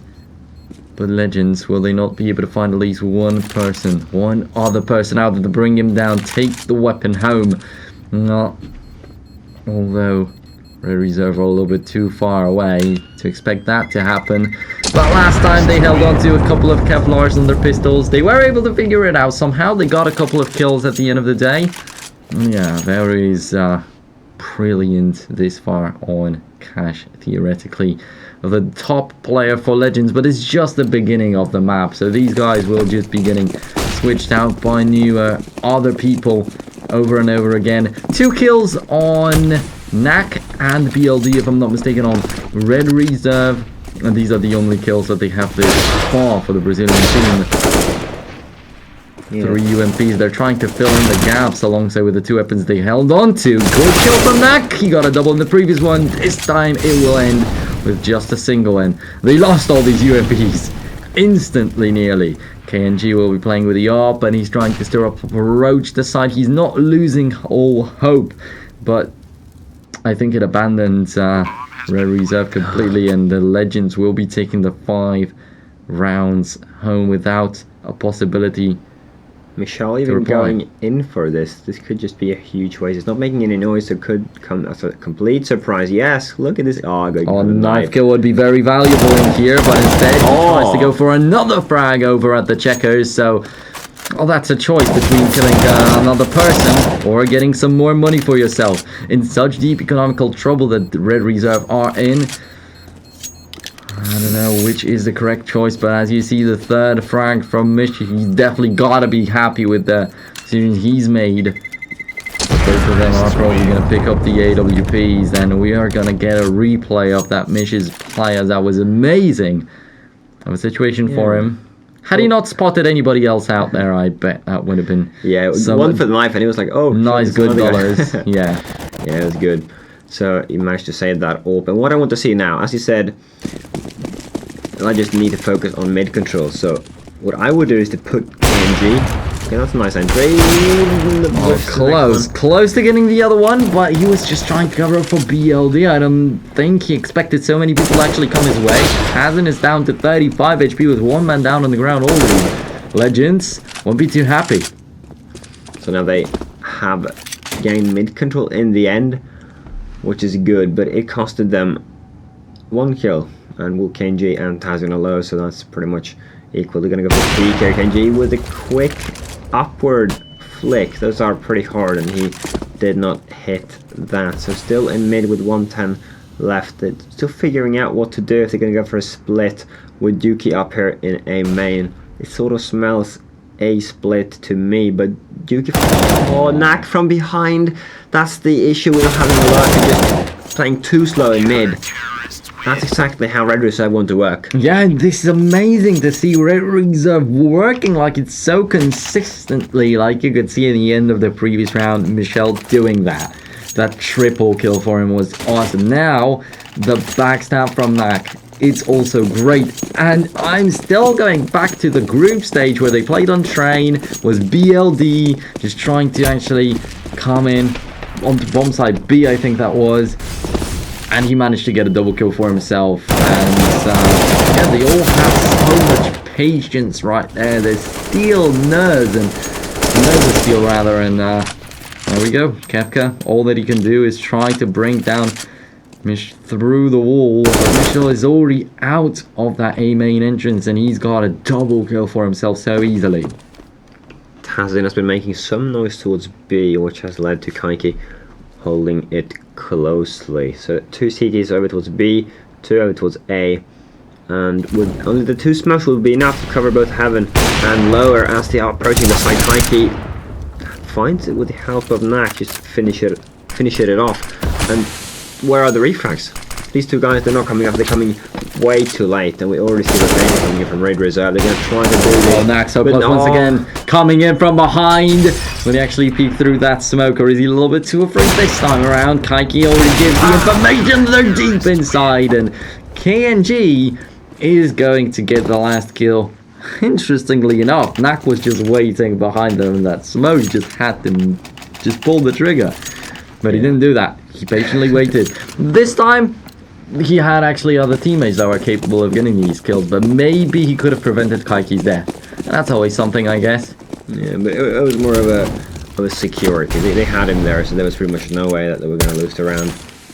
So sort of wanted to peak earlier, as you said, but in the end, it was only Kaiki going down. Their economy is still looking good. The Legends are still on a little half buy with a couple of pistols, a couple of Tech 9s, and what people usually do on cash is a rush in through Squeak. Trying to get a bomb down, and Michelle. They seemed like they lined up, but they actually failed, and instead Yuki and Tazin got a kill each. Well, after being completely blinded, he's still done a lot of damage, getting the 1 frag and bringing Brilliant down to 32 HP. Wow, was really counting on that second kill, of course. But he wasn't lucky enough to get that. Now good shot from Kaiki, and Ducky was completely surrounded, so he had no way out of this situation. Now that opens up the bomb site completely, so I think that was a very bad idea from him. Now down to 15 HP and another shot through that box. Genji hits another one. 2 shots with the AWP through the box onto the site, and he manages to bring the guy down. That's huge. That's huge. You don't often see that, and you don't often have so much luck to hit 2 of these in a row. It felt good. It felt really good for him as he picked up his second frag. We haven't seen Kaiki and KNG. They've had sort of a rough start now on cash since Legends picked up the first rounds pretty quickly, but seems like they will start. As we mentioned earlier, that they are actually, KNG at least, is very, very good on the terror side with the AWP. But on senior side, ooh, I was going to say that is so good. He didn't stop before he pulled the trigger. The bullet went completely where he not wanted it to. That's going to be a double kill for Legends this far for this one-man Mao. Now a good shot from Kepka, and that's enough to nearly take the round for the German team already, with one Austrian player on the lineup too. Kaiki coming in from behind, they know all about him. He's going to be playing with the AWP, so it's extremely hard to retake the site with the numbers advantage for the enemy team. Now he's just tossing in all the grenades, but he's finally going to fall to Brilliant, who was wrapping around from the squeaky doors, and BLD all alone and Connector now waiting for possibly someone making a bad move and walking into his crosshair, but it isn't a lot. It isn't enough for Red Reserve. Know what they wanted to see right here. Way too easy for now in the very beginning, but once again forced out by KNG's little mistake, and these little mistakes have been piling up on top of each other ever since the beginning of Cobblestone even. And now on a map where Legends feel a little bit more comfortable, you can just see it clearly on your hand. 6 rounds now for Legends. I really like. This is a good start. This is a really good start. Red Reserve, they are struggling. They're making some pretty heavy purchases, always prioritizing getting that AWP on KNG, and so far it hasn't paid off. You can safely say that because he has died most of the rounds where he's played the AWP, so a lot of economical damage being inflicted. So now Red Reserve with 3 UMPs. Once again we see them prioritizing the AWP, and BLD getting tagged down to 1 HP. That is tough. That's really tough. And again, look at this, Legends. They have taken mid control, no worries, and the split will come. We have players from mid, we have players from main, squeaky, they're coming from everywhere, and with this mid control to start off things, this claim of the A side is again from Z. Just easy kills. This mid control is so valuable, and some teams manage to take it, but they don't know what to do afterwards. These guys are really good at using this advantage to actually grind out some rounds. It is still possible. I don't think he's going to go for a BLD. He's on 1 HP. He's saying, hell no, I'm not going in there with 1 HP. So in the end, both of the teams are going to back off. And another save gives Legends their 7th round, which I would already consider to be a win on the terrorist side of Cash. Yeah, definitely. They're going to feel quite fine after this one, and you could once again, right in the beginning of this round, see how KNG is struggling. Tazin was jumping up, and I think he already climbed up the box, but accidentally jumped again, so his entire model was visible. He was completely defenseless, and KNG, once again, as you mentioned, these upwards kind of flicks are really hard, but he did not hit it again and again and again, and you could already see over the course of like 10 rounds that we've seen this far, 4 shots that have been missed by KNG, very unfortunately. And as we hyped him up so much, that can't be happening so often. And if they hyped him up so much because he was playing really well, and getting into the second map, his teammates probably felt like, wow, what an outstanding performance. Of course we're going to prioritize, and even if we don't have too much money, we'll give him the AWP. He can play glass cannon, etc. But now, when he's missing the shots, it's their economy that's suffering, and eventually them in the end, as we see Legends, they're in the lead, and this is not what we expected to see. Yeah, and the thing that's happening right now is also something that was pretty characteristic of Red Reserve in the group stage. They were one of the only teams to take the tactical timeouts. Most of the teams, only when something bad happened, when they had high ping, they paused, and when they were losing, they just didn't really have the will to pause and talk about it, or they didn't think they had a way out of it, any options or something. But whenever Red Reserve started falling down, they always picked up that tactical break. They always talked everything through, and it's good to see that coming into the kind of, so to speak, lower tiers of gameplay. But the tactical side of the game just became so important when the coaches started showing up in Counter-Strike. Like, you see it nearly every single map nowadays. Yeah, and that's exactly the reason to why a lot of the Tier 1 teams are having timeouts, because they have a coach right next to them wanting to tell them things, to change things. But a lot of these Tier 2, Tier 3 teams, they don't have coaches, and they just don't feel like taking tactical breaks, I suppose. But once again, Legends continuing. Red Reserve, they have a good chance of doing this retake, but Kepka's looking close for the orb. Is going to miss that shot. Yuki's on 5 HP, so Kepka will have to do the job. He's still in a spring situation. Oh, so close! Waves the nose cut, but it's so close. Yuki now on 5 HP. He's gonna, nearly finds him, but his HP is in the end going to kill him. And Red Reserve, after that little break, finally picks up another round. Look, seriously, he had a chance right there. He could have played it out a little bit better in terms of positioning in that situation. Could have kind of drawn out a little bit more time from Red Reserve, but also he didn't really feel so comfortable about the bomb plants. He didn't know if he would be able to get back into the site if he let them go right away. So yeah, it was really complicated. It's really tough, like right on the spot to make that kind of decision. Oh my. Brilliant, getting one, tagging BLD down to 22 HP, and now they can take mid control pretty safe if they want to, because BLD on 22 HP. He's been forced back. He has escaped, fled the field, as we say.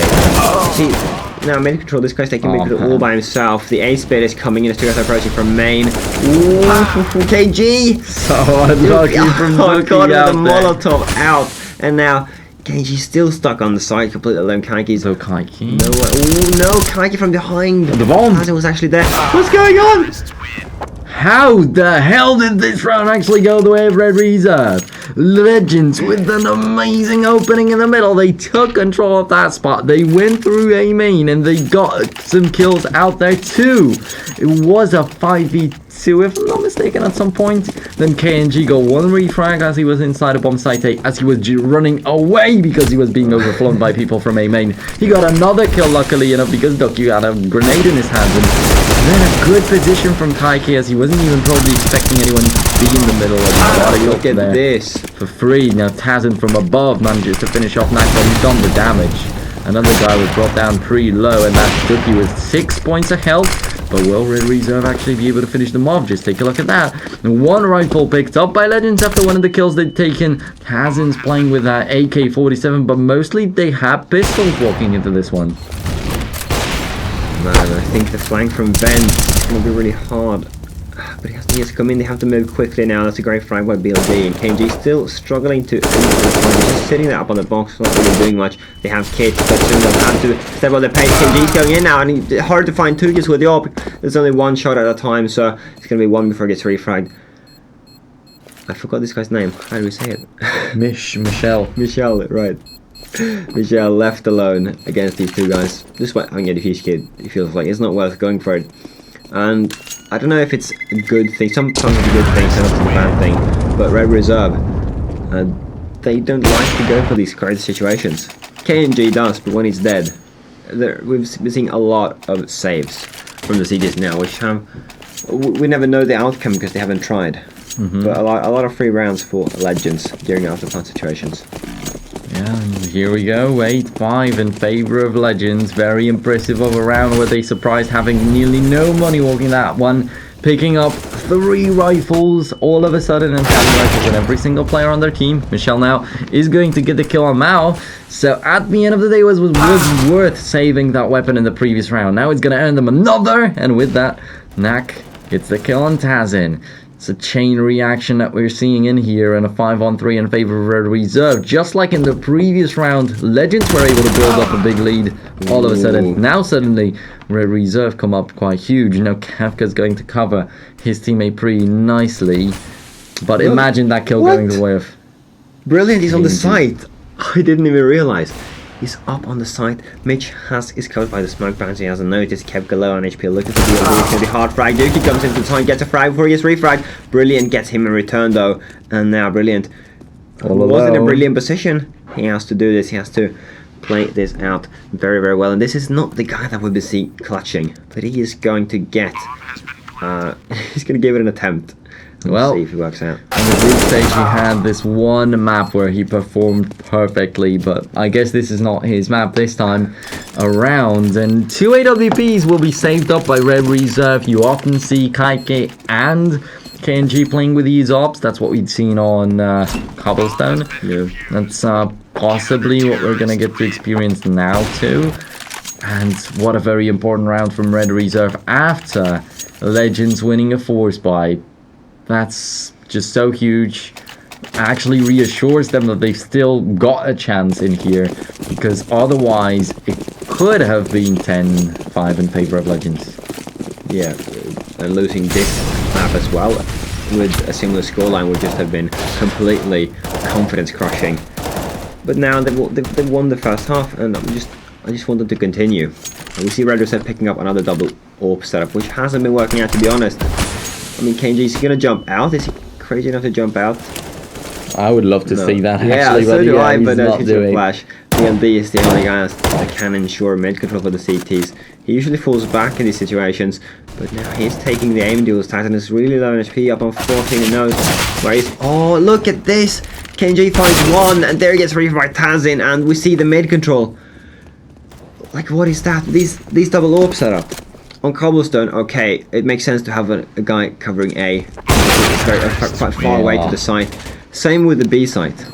It's usually very good to have an open in chicken coop or on site. Usually makes it work. But on Cash, playing double up, I mean, when they noticed in the first half of the half, they realized, okay, this is not working out. Maybe we should play close corners with rifles instead of putting so much money into getting these snipers, which hasn't been to their advantage at all. Yeah, that's the fact. And this last round also, as you said, KNG just not really doing so well on the CT side. But then we mentioned on Cobblestone, T side was better for him. And when it goes well for him, probably we can actually tag the rest of the team along out there, and Reserve are now on the T side indeed. Though very quickly, Legends are going to go for the counter boost. Could be Ducky getting some important kills for himself. Nak is not going to toss in these grenades.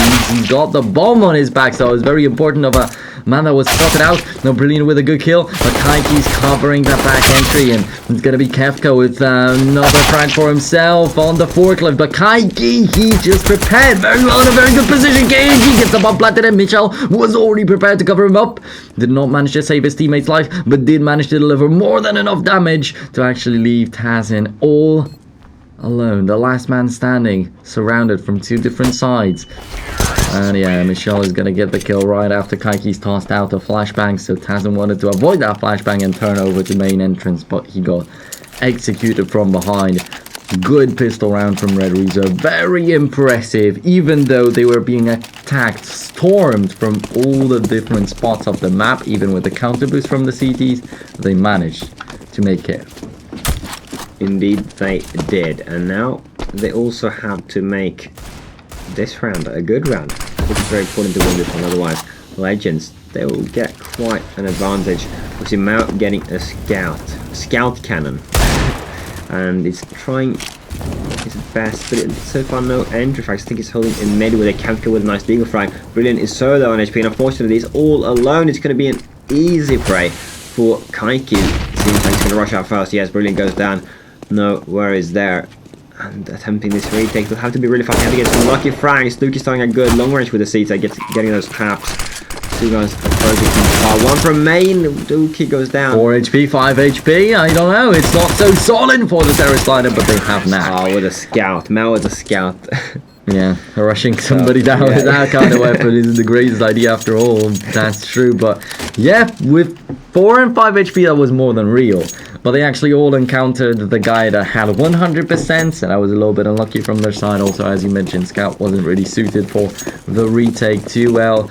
And it will be Red Reserve getting really close. It's a pure eco right now from Legends. That should be the equalizer for the Brazilian team, as DL's playing with Tech9, Nak with UMP45 there, trying to get as much money as possible. Nak definitely could have fished for more than just one kill in this situation, but after all, he's done the damage yet again. Now he's going to get the headshot on KNG on the highway, but Michelle does not allow him to do that anymore. 9-9, there we go. This is getting completely close. And this round's just going to be so important, but all the following ones too, because can either be Red Reserve just building up the advantage and closing it off with a 16-9 scoreline even, or it could still be an extremely close matchup. Man, a good start at this, because Red Reserve, we saw early. I just picked up some rounds in the beginning. There were 4, I believe, before Red Reserve just went up to 9-10 in the blink of an eye. But now Legends are actually 9-9 is a score which leaves the games completely open, and this is actually a buy round, so this will be the first little step for these guys to decide what direction this game is going to head in. We see KNG with the AWP on the terror side. We hope for a better performance on this side, and his competition now in mid. Right now they're watching separate angles. Is Mal gonna spotted out, and KNG already pulls the trigger through the wall, hits him, and left with 36 HP. Mal's got to still be pretty happy as he was playing without a Kevlar. So that's problematic. But actually, while pulling the trigger, KNG's fallen down from the boost, so he can't continue. And that is it. Mao with a very good position, very good patience, waiting, not showing himself to KNG for so long, but finally making a false move. And there we go. Michelle coming up here. They're doing the efficient A split that we saw Legends doing so many times. We did find in the corner. Mao is very close. He wants to find Michelle. He comes whiffs the shot. How did he miss that? That is a crucial miss. KNG and Michelle with a Molotov kill. BLD as well, what's going on? Legends are falling apart, and now it's all up to Kevka. KNG and BLD, they're so low on his feet. 26 and 23. He can do this. KNG going for the plant. Maybe Kevka's looking to find the other guy meanwhile. I'm not sure, but it's going to be fast. No defuse kit. He knows where the other guy is. It's going to be... Oh, it's not an easy kill. BLD looks up on the rooftop there and gets him. That is an incredibly tough loss for Legends, as they had an huge advantage. This is just unbelievable, unimaginable, unthinkable to see after seeing such a round, and BLD surprising so much. The last man on Legends looked down immediately. He thought that the guy's just gonna extend it as much as possible, play on time, but no, he peaked. Completely outsmarted him, and now that's gonna be still some 2 kills with the Deagles for Legends, so it's not like it's a completely bad round for them. They can still fight for it, although this luck must run out at some point, and it's very unfortunate. Kepka though picks up an AK, and yeah, there's another weapon somewhere on the ground out there, so maybe if they can lay their hands on 2 rifles, if Kefka can throw one over to the guy with a Kevlar, because he's got none on himself, which could be a big risk. Oh, look, they're spotting and looking for Kevka, but they don't see him. He's in a good place. Oh no, he turned away. But Kaike's not looking. Kaike just has his back. What is Kaike doing? That is some poor corner checking. Just leaves it. KNG will in the end be able to find that reframe. But now to 2v2, we have seen Tassin working. He's been doing some great job with his Deagle so far. He's going to try to make some more of those. Kind of rush in with a Deagle, you know. What can he do? Joe going and gets it. Looks like he was running. And now it's a 1v1. Brilliant. Picks up. He comes to back way, which allows him to pick up an AK. He has a flashbang, and he's the only guy that has full Kevlar. With a full Kevlar, this retake is very much possible. 1v1 flashbang versus Molly, and definitely Brilliant's gonna narrow down the angles indeed, but he'll not actually peak. Now he does not break under the pressure at all. Waited it down until the last moment, and Brilliant just had to make a decision. Had to make some kind of a choice right here. Knack could have been everywhere. Great shot from Tassin indeed.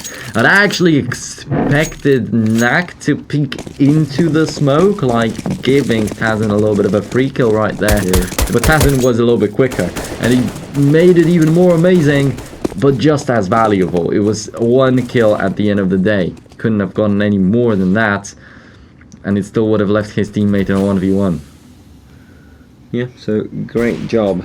But they're taking control of this. Legends need to wake up. They are on a completely full buy. They have Mao has Kevlar this time, which is nice. Wall bang to death by KNG. Kevka also has an AWP. So what are these guys holding? We have. Is there no op towards B? No, actually Kevka is towards B. One towards A. They are currently leaving Red Reserve with the full mid control, pretty much, as they are instead stacking the sights. KNG looking nice, tough. That's a really nasty entry. They don't know about Mac now. KNG picking off Mao, who was up close. That takes out all the bits of info they might have had about him. No, one guy inside of the site. He knows that something might be happening on the highway, but is he going to know about Mac, who's so close already? And Brilliant behind quad. He's going to be the last bastion of defense for Legends. Tassin is slowly going to make his way. That's a good flashbang, but forces Tassin away apparently, as it could have been a good kill from behind. But Knack goes down. That's an important frag by Dookie now. Still on the side. Dookie's on the side waiting for the terrorist to come with Mitchell, another guy comes from behind there, and now it's all the Tazin on the side trying to make it work. Kevka whiffs that shot, and now he's left alone as Kaiki just ran in. Despite being a low HP clear on the entire side. How is that not a Kobe? Oh man, doesn't even kill with that grenade indeed. KNG is starting to hit his shots much more consistently. We don't get to see any missed shots from him, not to even mention even any big ones. So he's not bending under the pressure anymore, and well, that's beginning to look really nice for Red Reserve. So they've given up some rounds to Legends, but the T side at the end of the day is just almighty for the Brazilian team. Kaiki yet again with a double kill, so maybe it looks very similar to what it has been like on the previous round on that bomb site as he ran out of main entrance, though it was of course a little bit easier due to the fact that he was facing off against pistols only. And Dookie does not let go of this round without getting a single kill at least. He got the frag on Knack, coming in from the highway on the previous one. This time gets the headshot with the deagle also. So always does a little bit, but that's just not enough. Just take a look at the frags on Legends. 14 for 3 different people out there. 13 for Brilliant and 12 for Mao. They're so evened out. They're so close to each other. But they really need that one man to shine a little bit brighter than the rest to actually get these rounds, because they're always so close.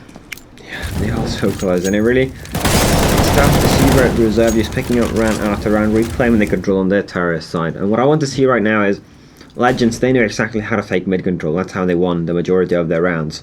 But surely they should know how to prevent Red Reserve from doing the same thing. I mean, it would make sense. They're holding with their offs now, but just 1 or 2 smokes it is all it takes, apparently, to get full control of the mid area. Well, 2 people boosted now. And there is once again going to be 1 CT covering from the highway. That is Kefka. He's got an AWP. Could be a very, very dangerous enemy to have out there. They're not peeking yet. As you said, the couple of smokes will be flying in, though. Will they lose at least of 1 man to the offer? Kefka withstands the pressure, does not back away. Tosses out a flashbang to delay the enemies a little bit longer. And he's going to get 1, maybe even a double right there. Double. Indeed, finishes off with a USB. And might be expecting KNG too on the boost. Doesn't even care to take a look right there. Missed shot from KNG, just as I mentioned that he's not making these mistakes again. It comes back to haunt, and Dookie, he should have that one, but that's not going to happen. Another brilliant shot from KNG, and another one all of a sudden. Getting some chances. Is this guy just doing the opposite to what we're telling him to? Completely. That seems to be the case right here. 7 seconds. He has to go. Mao coming in from the highway, so he has to go for the plant indeed right off the bat. But what is he gonna do with Mao? Ooh, that peek could have been very dangerous. Could have been his death. But Tazin, he surprises Kenji a little bit more. Kenji knew roughly that he's gonna be coming from that corner, but he was not prepared for the shot anymore. And the tempo is just too high. But overall, what he's shown us in this round is great, but also on the other hand a little bit maybe disappointing, because the 1 kill he could have gotten a little bit earlier might have made a 1v1, might have made it so much easier. Yeah, it was Tazin actually that he missed right here, so the guy that killed him. Alright, but now Legends, they're on double digits, which feels good for them. Red Reserve getting the 14th round, that would have been a real pain in the ass. But now only 3 rounds down, and Red Reserve, they don't have too much money spared, so Legends picking up this round would really enable them to also pick up the following, to eventually then tie the score, even take the lead. That's of course the goal, but a lot of rounds left. Tassin's gonna go down to Knack, and now they have lead control. They've already... Oh, he's burning, he's going to go for the smoke, but he loses around 80, 70 HP before he even gets the smoke out. But he's trying to straight on down from the smoke. Goes nice way as Kaiki does it in return. And as we've seen before, we just see, okay, this is going to be an even take. And then we see all the Legends players just poof, disappearing. And it's wild from Red Reserve right here. And these mollies just doing so much damage in the upper, in the inside of the bomb site. And Dookie down to 13 HP. No way in hell that he could clutch it like this 1v4. So that round's already over, and as you said, winning another for Legends would have allowed them to actually get something going right here still on the map, but instead, it's got to be Red Reserve with the 14th. Legends, they just reset their economy down to 1400. Pair loss again, and it will be only Mao who has enough money to actually buy something up. All that the other guys can get is going to be UMP 45, possibly for one person, and all look the at rest Kevka. mostly Oh my pistols. god, 1,450. Yeah, That is but tough. but Ducky holding onto that M4 will drop a weapon. The other two, as I mentioned, Mao can buy up something for himself. Brilliant will go for that UMP. Actually, I didn't expect to hit it so well, but Kevka playing with an eagle. Some early damage being dealt to Michelle. But you see the mid control is already being claimed. Look at that, Kaiki again just rushing that mid BLD as well with two. Kaiki with his second, and man, this game is decided on the terrace side. These guys are so venomous, taking the mid control. There's not much to say. I mean, they're just. We thought that okay, now our Legends, they took control of the first half. Okay, this is going to be an even game. We're looking forward to a close, exciting finish. But here we go, Red Reserve just completely taking full control of the game on the terrace side. And with Legends now on their probably last buy of the second map. I don't know what to say. Cannot even call it a strong buy-up right here. It's more of a forced buy with these Deagles and Kevlars. They lose the first man right off the bat. They do a lot of damage to BLD, but without it being a solid kill, doesn't matter so much. He's still out there. KNG, Michelle, KNG again! We don't get to see these frags, but on these highly mobile targets, he tends to miss a lot, so it's pretty nice to see that against the pistols, he's able to rule out and has an all alone. Finishes up BLD, actually gets the headshot on that too. Has some flashbangs prepared, has the bomb in his hands. Maybe there's still a chance for winning one more round, maybe after this one, when they get that confidence boost as them and a little bit of money, maybe something more, but the most probable outcome is just Tazan finally dying.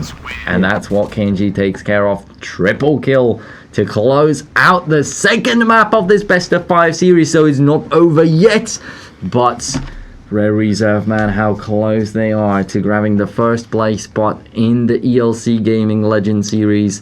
That's also organized by PV Pro alongside with us. They're actually taking care of the servers and that everything goes as smoothly as possible. Yeah. And this far, it's been nice. We haven't had any problems, definitely. No, I mean, in the group stages, there was some servers coming up. But it's bound to happen with so many no, matches at the same time, you know. No, exactly. It's not the easiest thing, but here in the finals, we want everything to run smooth. And so far, it's been flawless. The CS as well, there's been some great CSGO being played. I said it before, I really wanted to see an even game because on Cobblestone, Legends, they got sort of ran over. And with a good start on Cash, I felt like maybe this is the map where they are going to take the first map, you know, so they can get that Mirage, Yeah. which is the fourth. But now, pressure on them. Next map is going to be Overpass. That's going to be Overpass, and well, as I said, Cash expected them to play a little bit better on it, but I said Red Reserve, not like they can't play this map. Let's take a look at some of the replays from this map. Well, in the meantime, we can say that actually the record for Red Reserve is 1 loss on Overpass only, so there's a possibility to take that home, but also no stats from Legends on this map again. 3 mysterious maps to open up a best of 5, not kind of the greatest thing to have on your side. Great play from Michelle out there, that was amazing. And here it has, and taking the risk, going through the smoke, and all these very risky rounds already begun for Legends. And Kevka actually holding closer, gets nearly the line up, but decides to switch his pistol. Gives him another good kill. So Kevka in the end did some of the job, but And then a missed shot from KNG also. oh yeah, had to point that out. But Legends, they're trying to play double up setup a couple of times, but for fact they don't have an open like KNG. I mean, these two guys, they can't match. They, even though they're not consistent, we can't really see. It's not like they have down and lows. They have middles and lows, because we haven't really seen any of their uppers performing nowhere near KNG and Kaiki. Yeah, that's the thing. Always just keeping pretty similar in the frags among each other. And on Red Reserve, you've always got this one guy that will shine very brightly, and sometimes another guy joins him, sometimes even more. I mean, on cobblestone, we had 4 people all of a sudden performing brilliantly. It kicked off with 2. It kicked off with Kaiki fighting KNG out there for the top spot. Then, actually, Nak, as I said, he didn't see so much action, but when he actually got to meet some people, he did get all these kills. He did secure it very nicely. Yeah. So that looked very good. Then BLD, as always, as in the group stages, I mean, he was this one man that secured them the victory on train. They had some overtimes right there where they also struggled, so that's the thing.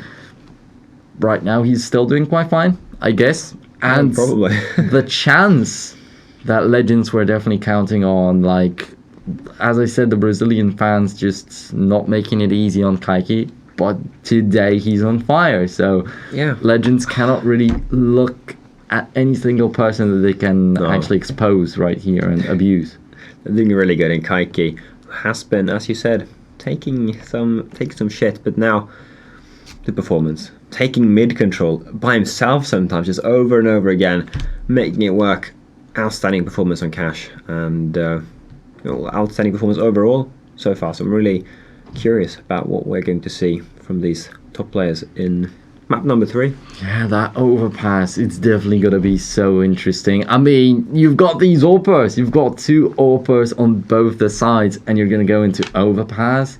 You can just shoot down everywhere. You can try to even go for a fight in the tunnels, but mostly B, on long, on A. That's amazing, the amount of possibilities. But now we're going to go into a little bit of a break before we kick off with overpass. Possibly, who knows, maybe the last map.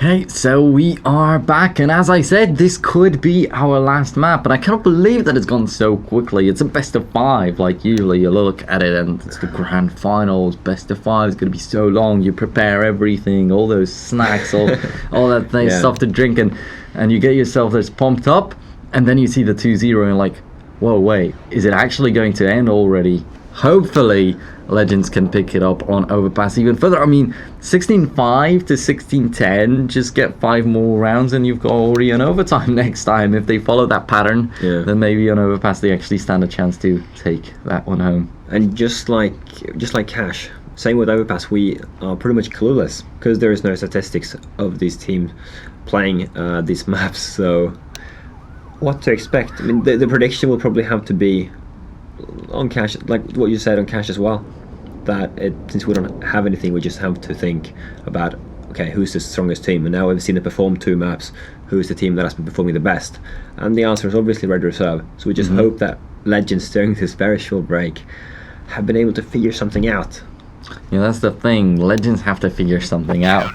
And Red Reserve, I don't think they're also comfortable enough to just be laid back during the breaks, because they also have to be as impressive as possible. I mean, after all, it's Orbit merging with Red Reserve. It's quite a big thing. They pick up a Brazilian team. They bring it over to Sweden for a gaming house. They obviously paid a lot of money for it, so that's a big project. They want to make it work as best as possible. So they have to, like, for a team like Legends, they have to just crush them completely and roll over to some more tournaments, to use some bigger ones maybe in the future and some better ones. And well, for that, I can already let you in on a little bit of a secret that Legend Series is going to stay with us, so possibly for the second season here. And yeah, so Red Reserve looking forward to that Overpass to possibly dominate it. And what is my argument for the 2 AWPs, Kaiki and KNG, just outperforming completely Kefka and wow.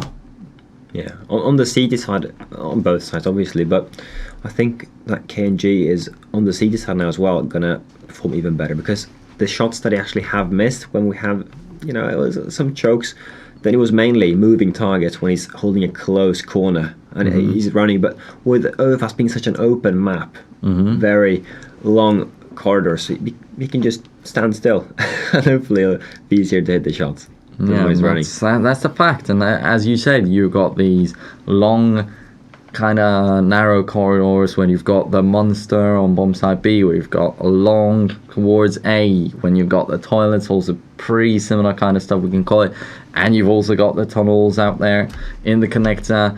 A lot of stuff can happen right there with the sniper kind of rifles and all the duels out there. But also on the CD side, you don't even have to look into the tunnels out there, because they can be just boosted in front of short. For the terrorists, it could also be very surprising. It could also be very effective with the AWP. You've got the triple boost on B. You've got the triple boost on the other side of B lower entrance. So there's a lot of stuff that could be happening. And maybe we're going to get to see something fresh, something new, because last time there was even a triple boost in the group stages on A somehow. I have not seen it earlier, so there's a possibility of that happening. There was one team that was abusing the boost on the staircase towards short. They were looking through these tiny little windows out there next to squeaky doors, and they were getting a lot of kills out there, so possibly that's going to be used. You've just got so many openings for these sniper rifles that you're just bound to see KNG hitting these shots. And like, even though he was missing so much, I feel like we've been talking a little bit too much even about him sometimes. I feel like we've been overly pushing him to be the highlight of the game, but it's just impossible not to do that. He's always on the camera. He's always either hitting great, amazing shots or just doing stuff that's hilarious to look at, but then he corrects it in an amazing way again. So this guy is just always in action, always in motion, never stops.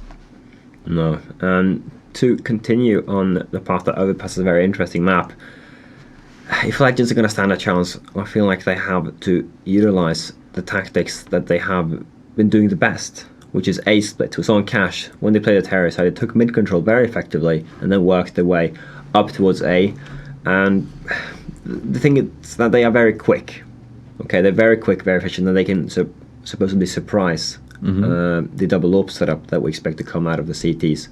So, just some quick B rushes, that's all I can say, because going A, challenging for picks, it's not going to happen. Yeah, that's quite tricky, and I'm just looking forward to see some strats prepared by them, because we're talking about all these situations where you can get in an orb fight. That's not going to be so balanced for Legends, obviously, but you can also prepare a lot of these mollies or a lot of smokes around the toilets area on bomb site B. You can also just burn it all down, but then there's just so many positions open still. Yeah. I mean, what made me sort of disappointed, if we talk about smokes and molotovs, wall of smokes, and the Orpa could potentially be out of the game. We saw on Cobblestone when they went in for the B site takes, they never, and this is sort of seen them once, do wall of smokes to cover up the site than to get the bomb down, because they actually had really good afterplants. They just went in, and KNG could stand there from door, just getting very important frags, and I really feel like they have to work on their utility game. Yeah, that's a fact, and Legends overall have to work on a lot of aspects in their game, unfortunately. But that just shows Red Reserve were one of the strongest names that got invited into the Legends series. Legends didn't even get an invite. Showing up in the group stage, a lot of German people in the comments on the matches would say, "What the hell is that? Some no-name German team winning against other teams like Planet Key out there or Euronics?" Not a lot of even German people who should know these guys did expect that. Then what are we to say? That's it's amazing already in itself to see them right here. But at the end of the day, they did lose to Tricked. Was supposed to be Tricked here on the LAN, and I mean they are stepping it up. Maybe they will not even win a single map, but that's still to be solved on Overpass. Maybe they'll actually show some superior gameplay right here. But in my opinion, they filled the shoes of Tricked quite well. Especially that cash, 10 rounds is quite good. Could have been much closer. And yes, but Tricked on Overpass, they would have ran over Red Reserve. I am certain. And now we don't really know what to expect, as we said. But anyway, we are clueless, but we're about to find out, because the game is about to go down. It's a little bit of a shame that they didn't manage to step it up on Cobblestone, because really close in some occasions. They could have taken some, they won the second pistol round. They could have got more out of it. They could have won the first pistol round. Instead, they lost it. That would have been already so much different. That would have been scorelines of 16-12, 16-10. That's already impressive. That's all it takes. And yeah, that's what we could get to see right here. Now the knife round is going quite well for Red Reserve, and indeed only Tazen remains with 3 points of health, so he's not really going to get much out of this, and KNG with 7 hit points. Now that's something a little bit more unusual, as usually when you don't really get that left click too well, it's 3 HP remaining after the right click stab. But 7? I don't think I've seen that on the knife round. No. Neither have I. So, yeah, still waiting for both teams to claim to be ready. And that went quick. Match is restarting. And here we go, the first pistol round of the third, possibly last map. We don't know, but we will certainly find out. We see Red Reserve going for the Michael. Michelle. I'm terrible with names. Yeah, Michael, I think it's okay. It's just making his name more English. He's either way just buying the casual smoke and kit. KNG finding some good headshot at the beginning. Do you have sound? Yeah. Can you hear? Okay, so the sound will probably get fixed soon.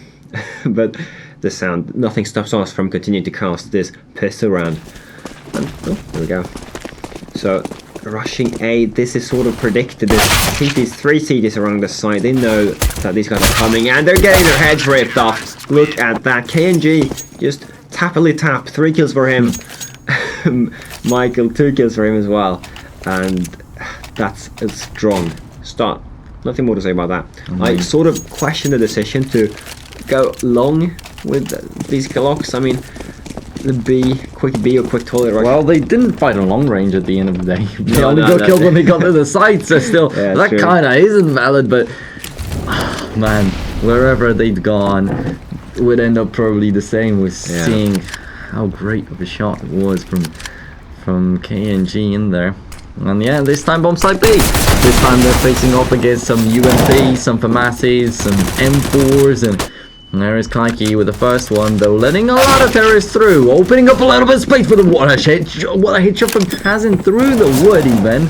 That was from short areas, and the bomb gets planted. That's what I wanted to mention already. Given so much space over to the terrorist team, that meant the bomb planted, and it indeed happened. Now, one kill has gone through for Legends, but wasn't close enough for them to pick up the rifle or something. Was that FAMAS that went down out there? But there's no way in hell they can get that done. But bomb plant is always important, has always a little bit of additional money, but I don't think the Legends will get the rifles out of this one as they forced. So yeah. No. It's gonna have to be a pistol buy with Kevlar on 2 of these guys. But Red Reserve, they lost one guy. I think he had an SMG, and now there's no SMGs left. There's 2 FAMASs, 3 M4, so they're up against a completely full buy of these pistols. With 2 Kevlars, it's not going to make much of a change. That's probably what's happening here, but Tazin was able to show some impressive moments with the Deagle already on cash, so why not do it again? Now, take a look at Michel, as low on health he was, and he get finished off by Mao. Mao picks up an M4. Mao could also be dangerous on the previous maps too. Tazin has cleared the B side all by himself, but unfortunately it doesn't matter because the bomb is not on the B side. He's now left alone, and he's coming up. I mean, somebody will eventually check behind. Already, Kaiki's looking behind. But he's... Ooh, yeah, left a little coming too up. early. They're up on heaven. Tazin heard him, is going to hunt him down. He wants that AK. Oh, What? man. Oh my god, he doesn't spot him. He stands in the corner there. Tazin doesn't check, and now he comes up. So this, what could have been a free kill, is... Must have heard KNG right there, but just decides not to go for the kill. Oh. Instead, can he actually pull it off? If he manages to pick up the bomb and go over the bomb site A and plant it, I would be amazed, demolished by his play. But also, even if he gets that frag on that, Nak turns around. He manages to grind out that kill, but as I wanted to say, even if he manages to bring him down, BLD is on the other side of that middle. And BLD must have heard, must have showed, maybe not seen, but told it to the teammates that the guy's around here. He's going to pick up the bomb. He's going to want to plant it on bomb site A. But amazing of a movement from Tazin, definitely. Patience, for sure. But as you said, possibly he could have used it a little bit better. At the end of the day, he only got 1 kill out of this one. Could have gotten... He had 3 chances of getting that 1 kill. And had he gotten it a little bit earlier, maybe the guy would have not have turned around. Maybe it would have been a little bit of additional money on some player. And now with a kill on Kaiki though, and they're opening it up. So Legend is looking a little bit better in this round. That's what they needed. Just take a look at their HP though. Dookie on 30, Kevka on 3rd for 16. I mean, a brilliant, and I mean, Tazin is the only guy on full HP, and 3 fully equipped, fully healthy Red Reserve guys. They're gonna try for this retake, I believe. They have a tendency of saving in situations that they actually could pull things off, and indeed they're going for it. yeah, again. Oh man. I mean, there's so low HP. They could have made it look at the utility as well. But on the other hand, with this much utility with an AWP, there's a lot of money that they potentially could lose, and that's what they're afraid of. So it's going to back off nearly the triple exit for Michael. No, come on, how do you say it? Michelle. I don't Michelle. know, just, as you said, correct. sounds like a female name in your country. Yeah, so yeah. just go ahead and say it that way. I don't know. All right, so KNG cleaned it up though with the last exit, so that's sort of how Legends economy. They did manage to pick up the first round though, which definitely was worth. But we'll see Red Reserve just coming back with another completely full buy up against Legends, who are playing with 2 UMPs, slightly lacking utility, so that's nothing that they can afford wasting. Okay. Taking a peek, but not seeing anybody just yet. The UMPs might not be as strong as M4s, but if they surprise, could still be enough. Now, indeed, with a kill on Kaiki and Duki, doing a lot of damage to Nax, supported by Brilliant a little bit. It's going to be a 5-on-3 in favor of Legends. Another bomb plant could be secured in Red Reserve. Even though they had a chance on the previous round, they didn't use it. Now, once again, the same thing might be happening in here. Mish with a kill on Duki. Brilliant, down to 8 hit points. Go ahead and take that equalizer. Red Reserve, you have to finally go for that retake with one man disadvantage. Not so bad. Brilliant. And now Slated high. You see, with that skill, this is so doable. So finally, they're not saving. They're actually going for it, which is really, really good. Changing the leg. That would have been close. No! Michael's coming in from short with and putting Caviar's hiding in the smoke. And in the end, the bomb... It's not going to be a time for the defuser. This is, I think it was hesitation that stopped them there. They were, okay, are we going to save once more? Or are we actually going to go for the retake? They took quite some time to figure that out. And when they went, in the end, despite getting a lot of the kills, they weren't in time for the defuse. So they did have to be a lot more, you know... Decisive, maybe. Yeah, decisive, exactly. So the hot player of the game so far, KNG, not too big of a surprise. But Legends, they're coming back, so if they continue like this, we might see a Legend player as one of the hot players. Will be the first time. I think we saw it once in one of the previous maps, but yeah, KNG actually getting a double kill with a single shot, so I don't think that he's allowing that to happen. Now he's waiting for some more to come right his way. That isn't actually happening anymore. And finally, Legends are turning away and going for that bomb site B. After all, Kaiki though up close, and he's prepared for that push about to come. Gets a headshot him out. Knows that Kefka's going to try and support him from short so quickly, and only Tazan remains. He's caught up, completely surrounded by the CTs, and does not even expect Kaiki to be behind the toxic barrels, but manages to kick the kill on him. At least one to close out the round. Knack with the finisher. 4-2 in favor of Red Reserve, so they got in that endless cycle of saving up the weapons. Luckily enough for them, they were finally able to clutch around. And that was great. KNG getting the... Was it 3 entries in the beginning? Was it? No, it was 2. It was 2 entries, and then Kaiki getting 2 as well, so the duo continuing to shine throughout this game. KNG going for some aggression there. It's not going to pay off, but luckily he's followed up by Michael. And, I mean, they're getting... if you go for aggressive plays, that's what I think. Always have a companion with you, so somebody can refrag you.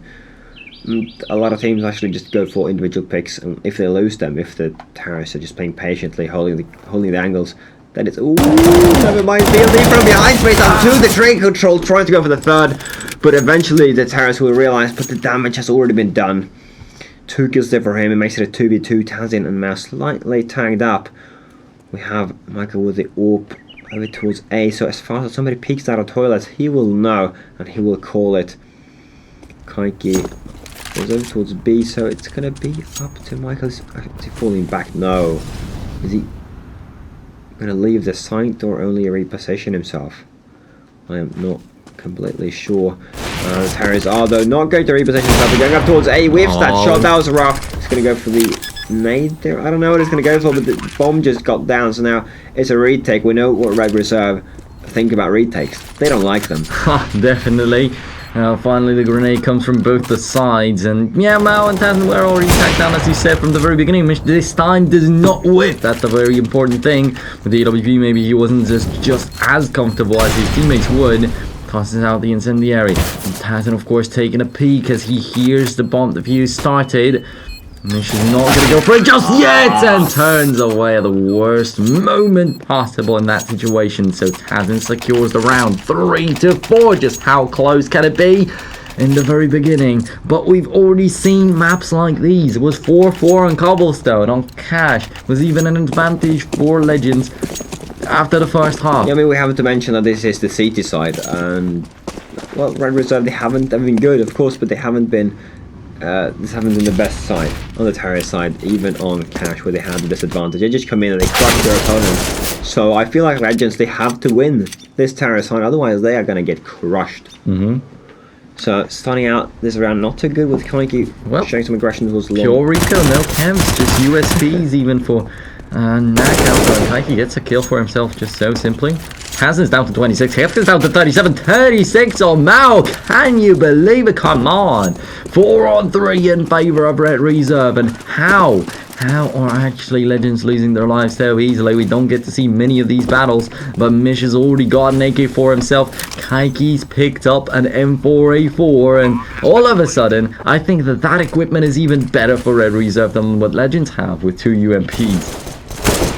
All of a sudden it is. This is how fast a round can turn when Red Reserve Well, are in the game. too. Oh, they're coming in with the rifles. Oh, I guess important reflex there, but the guy didn't even have one of these rifles. Dookie with his UMP tries his best, but Kaiki with one of the rifles will be able to secure his second kill, and as well as the defuse. The most amount of money spent in this round by a single person of Red Reserve was 700. 701 deagle that they had out there, 500 on a 5.7, 2 P250s additionally, and the USP. Combined, they spent 1800. That's nothing in exchange for a victorious round right here for Red Reserve. These guys have just probably broken the morale of Legends a little bit now. Yeah, they broke their economy at least, and it helped them. So they now have a double up setup, Kaiki and KNG. Not surprising. Kaiki going very aggressive with the up. If he gets rushed from Monster, it could get tricky. Nobody else coming, but I'm sure that Nak has his back. Yes, he does. They're lined up there. The Molotov and he's... Oh, they line up! Looking for the third. He's not going to get it, but it doesn't matter. Everybody just going down super quickly. Those patients to kill last were completely wasted. And with only one kill there, no bomb plant, this is not going to be the best time of the century. They're going to lack some utility, but at least they're going to get the 4 AKs, and now they need to figure out how are they going to counter this double up setup. Are they going to give something fast, unexpected, with only 2 smokes? Smokes? Good pronunciation. With only 2 smokes. The wall of smokes that I wanted to see could get tricky if they waste in the beginning. Oh, that was really risky from KNG out there, turning his back to Kefka, but manages to turn out at a very important moment. Brilliant, also down to 50 HP. Good beginning already from Red Reserve again. And around, well, with 2 smokes and a single flashbang will be really tough on Legends. Also a lot of damage delivered by BLD. Does not the smoke will be prepared for Brilliant down to 13 HP. But what will Ducky do? He's got 15. Both of them down to 1 single shot. BLD's prepared. He gets that kill, but he's not even looking that way. What the hell is happening here? A flawless round from Red Reserve. It's such an important moment. On the previous one, Legends were playing with some pistols out there. Now it's a full buy for Legends. You get demolished, destroyed. So lucky as well. I mean, of course it's skill. They're doing this round after round, but who was it in it was long. BLD. The timing. He just had a smoke in his hand, just picked up the rifle, got also the kill. KNG there, yeah. He wasn't supposed to get those, but still somehow Red Reserve, they make it work round after round, even in some scenarios that seem impossible. That's a nice line up there. Was it? Yeah, he got 3. I thought it was 2, but okay. It's a triple kill. Working out fine. KNG just holding the exit's gonna find 1. The last guy was Mao with a pistol. Kevlar, he faced the same destiny as his teammates did. Yeah, another 4-buy coming in for Legends, but the previous one was supposed to be the one. It was supposed to be the key. Kefka will be playing with no Kevlar, with an AWP, and Kefka, on all the maps, he was right at the bottom of the standings, but as I mentioned, they were also close to each other, but kinda he stood out to me. Overall in the rating, he's a top-rated player on Legends, with 107 out there. But I guess that's not what we're seeing today with the AWP. They spent a lot of money on it, and playing without a kill was very risky. They don't even manage to bring down KNG. I think he's missed a shot, but another missed shot is going to be punished. And Doki punishes it, doubles. Now, AWP picked up by him. And that's a 3. Very good looking the situation to Red Reserve, but Legends finally have to surprise again. Yeah. I guess this is the round.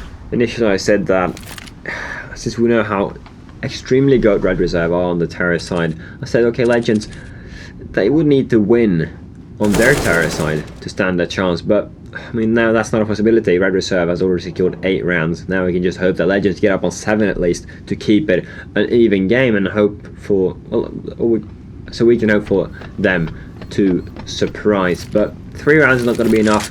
5 rounds is not going to be enough. It has to be 6 or 7 or I'm going to completely count them out. Oh well, that's some harsh words to say, but definitely seeing how the match has been this far, it's also the truth. Knack, we're still waiting at the top of that ladder, so he's going to get killed off by Tazza most probably. I actually don't know where that frag has gone. Don't know if Knack didn't even surprise out there, but yeah, Tazza getting that headshot in here, finding another kill right after. That was amazing. Leaving one man standing for Red Reserve, leaving no chance for them. And there we are, 8-4 in favor of the Brazilian team. But one very important round goes the way of Legends. Now, will that important round be important to them or to Red Reserve? Because if they crush their economy, then it doesn't really give them anything. Ducky with yet another opening kill down. Where his teammates failed, he manages to get something done once and even twice, as we can see now. Brilliant though, down to 18 HP. And Kaiki with good positioning. Gets a triple. I thought they noticed him. He failed some shots there before he fell back into waters. But apparently they had no idea where the shots were coming from. So Kaiki managing to find 2 in that round. And as you said, this completely breaks Legends' economy. So they're going to go for a double force by now in these 2 last rounds. And are they going to win?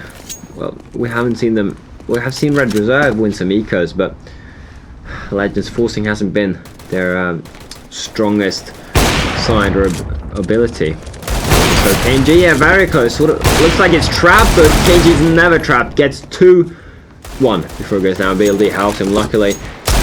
So an open Brilliant is good. Touching with that Deagle, not going to be able to do much. Brilliant with another frag. That is great. Oh, people are approaching him, but whiffs that shot. It wouldn't have mattered though. The refrag guy was coming right behind him. Yeah, and that's true. But Knack actually blocked himself against the exit out there, so kind of made it a little bit easier even for Brilliant. But no, that didn't happen. So as you say, still the refrag would have been there. But Red Reserve with the double digits already. The Legends are going to get 5 at most now. So as you said, they're not getting 6 or 7 here. It's looking really dire. Looking really, really dark. Police, the 5th round, with the pistol round, they'll be up on 8. If they win the consecutives, which isn't a guarantee in this case. But with being very poorly equipped, they're not going to win. Red Reserve always get the refrags. Strong last round. KNG picking up 2 kills there in the end. And can we have no play house? Can we take a look at the scoreboard? That'd be great as well to see who the top players actually are. And this is just amazing.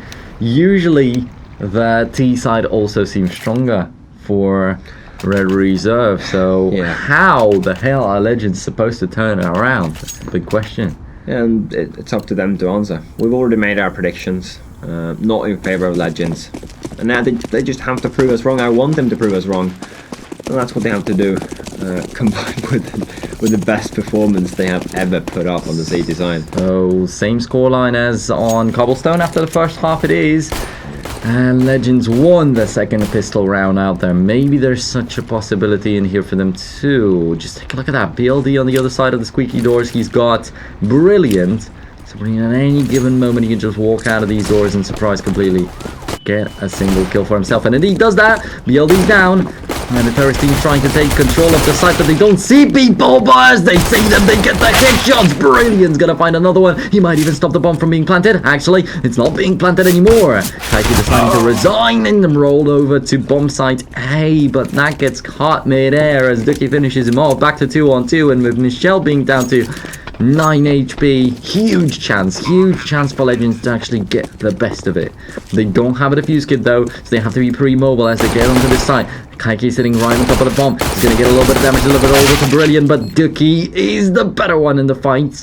USP on the hands of Michelle, definitely a great chance for him trying to battle it out on long range. Has to hit one headshot to delay it long enough, but the headshot comes, however, from the hands of Brilliant, and it's going to be the pistol round in favor of Legends. So they're still in the fight, they're still in the battle, and Ducky, I feel like all these rounds that they take on Overpass especially are due to him getting a lot of credit. these double kills are not so rare on him, and he's at the top of the standings alongside with Brilliant. For their team, of course, respectively, because on Red Reserve, it's much better than that. Completely agree. Come on now, Legends. Come on, they need to secure this round. Last time, as you said, we saw Legends picking up the pistol round, but then they immediately lost the first consecutive to Red Reserve, which was the pistol victory just completely, pretty much useless, as their economy got completely shattered. So now they got a better start than the last time. They're seeming to find the facts tagging the terrorists down. Did Red Reserve get the bomb plant last round? They did, right? Okay, yeah, I forgot to mention that. Then this is not a round that they are. Of course, they're aiming to win it, but they don't count on it since they will be able to buy the upcoming round. So not exactly like the previous Twister round there on Cobblestone. Still not going so bad this far. No. One kill's always something, and with these deagles they can always double it in no time. Then if they pick up a weapon, could completely catch Legends off guard. Michel, pretty close. Gets it. Gets the hit shot. Berserk actually has him, showing in the tag of his other team that he's on with the Mag 7. Picks up FAMAS for himself, gets another kill, and I guess that's it for this round. With 18 HP, KNG with no Kevlar will be extremely hard to pull it off. Would have to surprise the enemies completely, would have to shoot at the back of their head. But that's not happening. Yeah, but we cannot ignore that getting on this buy, which wasn't even a full buy, they got down 3 of the terrorists' rifles. So this is going to lead to them not having the best. I see they're getting some drops here, so I think that they'll be fine. But with ZBLD, 2 UMPs coming out, and look, they are lacking utility on 3 of the players. It could be pretty risky of a move here. On the other side, it is the same kind of thing, but they don't lack the utility. It's also 2 UMPs, but with full sets of grenades and Legends. Yeah, this is sort of mixing it here. Some teams would go for 3-4 UMPs just for the utility, but I mean, this is enough. But I just want them to go for something together, go for something quick. That's how they have to work.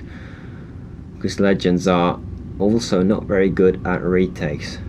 Though I have to say, Red Reserve, they are terrible at retakes.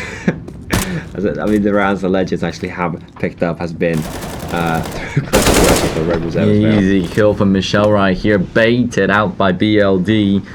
Hasn't comes, not looking at the people right above him. Now on that push up, the long, and he loses against that UMP 45 of KNG's. Even though there was another guy for support right around the corner, he was not needed at all. Now Dookie spotted out, but still alive. Half of his HP gone. Now he's got another guy right inside as well as BLD gets the kill on Brilliant. But Dookie, he gets another frag, being actually pinned down right there. I cannot believe that it happened. Had to finally die. But Red Reserve, I think it got overly exciting in this round with how much control they already got in the very beginning.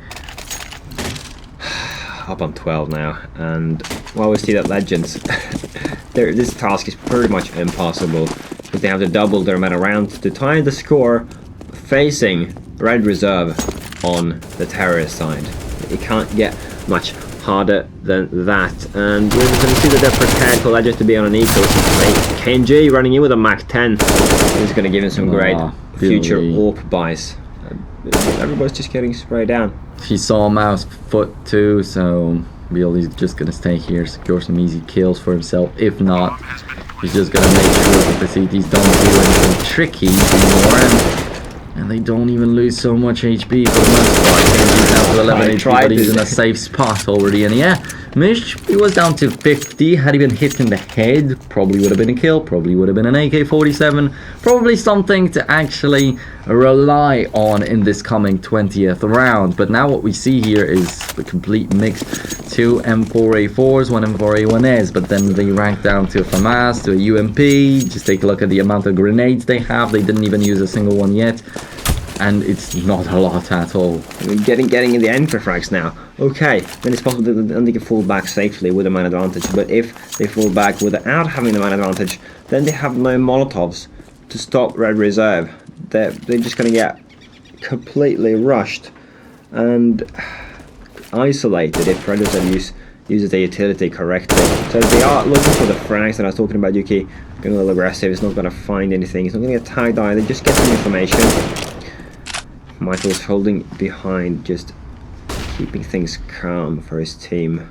Mouse over towards long, and 3 of the terrorists are actually approaching. He can hear them. He can hear them very clear as they're jumping. Next, not even trying to hide the fact that he's coming. Where's the refrag? Predators are usually very fast on the refrags, and the low HP Mao should be a free kill, but Mao gets another one. Despite being a solo HP, KNG will eventually get the refrag, but that was the cost of 2 players. Now, BLD we see do keep it on very low HP. For him, yes, gets tagged down quite a lot himself as well though. So now we can say that this is a lot up to KNG, who has an AWP to still have a lot of utility, but we need to see the orb magic on the terrorist side, which it has showed us not super consistently. I mean, you can't be top every round, but this round has to be if he wants to win. It starts out really good. There's only one guy covering now. Kevka rotated over towards having I'm looking for. He finds a second. That's what we're talking about. KNG with a triple so far. BLD now pretty much equal HP to Tazin, who has to take this retake, and KNG, come on. As he spotted out Kefka earlier, it was just such an easy kill. Right now Tazin not enough HP to be so comfortable on that retake, and he walks straight into BLD's crosshair, also making it really bad, worse than it should have been. And 14-6 in favor of Red Reserve. This match slowly but surely is coming to an end, especially with Legends not having any money on their account. Just take a look at that. It's a scout, it's 2 UMPs, 3 excuse me, and a CZ75 on Dookie, who they relied on a lot on this map. Him having just a pistol, I definitely am not satisfied with.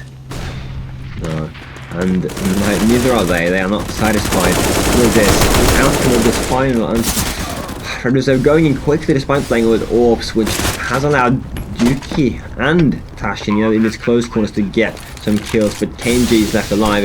Is he going to get a triple or a quad this time? 2? He will pretty much have to, because 3 seeds are approaching him. They are obviously going for this retake since it is Rozo up on 14 rounds. They need to prevent him from getting the match point. KNG finding the 40 frag, moving to Monster, which you find the triple now is a fact. Like the last time, he's going to have to try to get the quad to whiffs that, but still he's made this a very possible round for Kaiki, who's standing with his knife. Kaiki, what are you doing? Ooh, jumps, bunny hops out of there, and then turns with the pistol, still gets the frag. What is going on? I don't even know, but KNG is a beast with 27 kills so far, a KD ratio of 3.86. I mean, come on. This guy, he wants to win this pretty bad, and it's just so good. Just looks so good. You've got KNG with 126 rating out there, so obviously they're just looking at the stats. He's the guy. But then you get Kaiki performing like this on the grand finals. It is a best of 5. You've got to have real good stamina right here to perform over 3 or more maps so consistently, so well. It's just so good to see it. But then you get supposedly the last round, and Red Reserve, like they already embraced the victory. They don't even care about Legends rushing them down. They have knives in their hands. They're getting killed all over the place, and only leaves Michelle 1v3, which he's not gonna win. So another round lands on the account of Legends, and Red Reserve, maybe they're missing a little bit of money on some of the people, but the others will have enough to drop the AKs. So there is a big probability that this is going to be the round. If not, well, Red Reserve can still work with many others. 8 more rounds for Legends until they actually get the overtime right here. And they don't have the leisure to even take this map anymore. They have to go through the overtime. At this point, it's not a question about if Legends are going to win, it's about when they're going to win. And this round could be that round, because Mao has a scout, or is it Kevka, with a UMP only. So Red Reserve, they are more well equipped. They have the utility that it takes as well. Guns on map control, important kill by KNG. He can do it with a rifle as well. He doesn't need an AWP.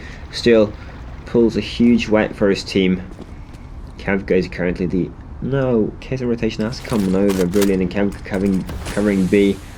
The bomb hasn't decided where to go just yet. Nice little tag that doesn't get the kill though. So I don't think it matters. They have the main advantage here. Mao is up on A, so it would be better to go A, of course. A little bit of confidence definitely drops in right there. Brilliant's going to get a good kill, but right after, traded back by Nak and Kaiki also securing their headshot on Kefka. So yeah, that confidence I was talking about, that Kenji's going to get finished off easily if he gets hit by that scout of Mao's or something. Just to have the knowledge that there's a little bit of an easier kill out there is going to make it so much easier when you actually get your hands on these kills. But that didn't happen. Brilliant got one, then he got traded back, and Red Resolve rolled over Legends. So 16-7 is the scoreline of the last map of this grand finals.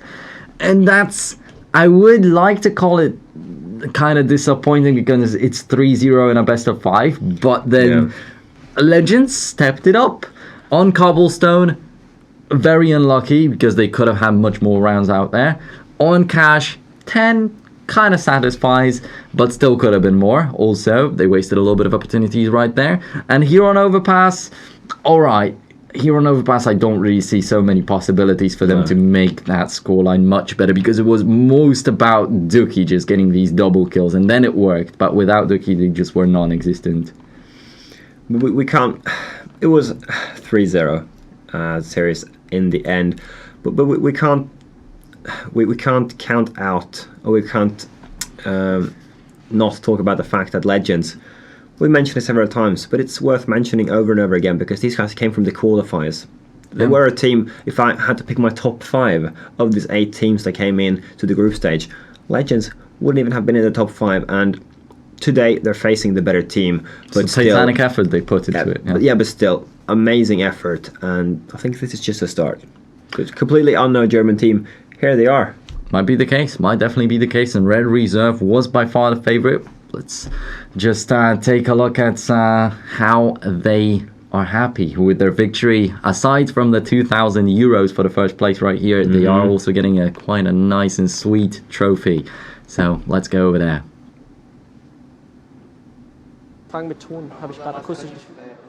All right, so we got our winner, we got the Brazilians here, and your trophy, well, our boss himself is holding it. Welcome, you have the Legend Series #1 title here.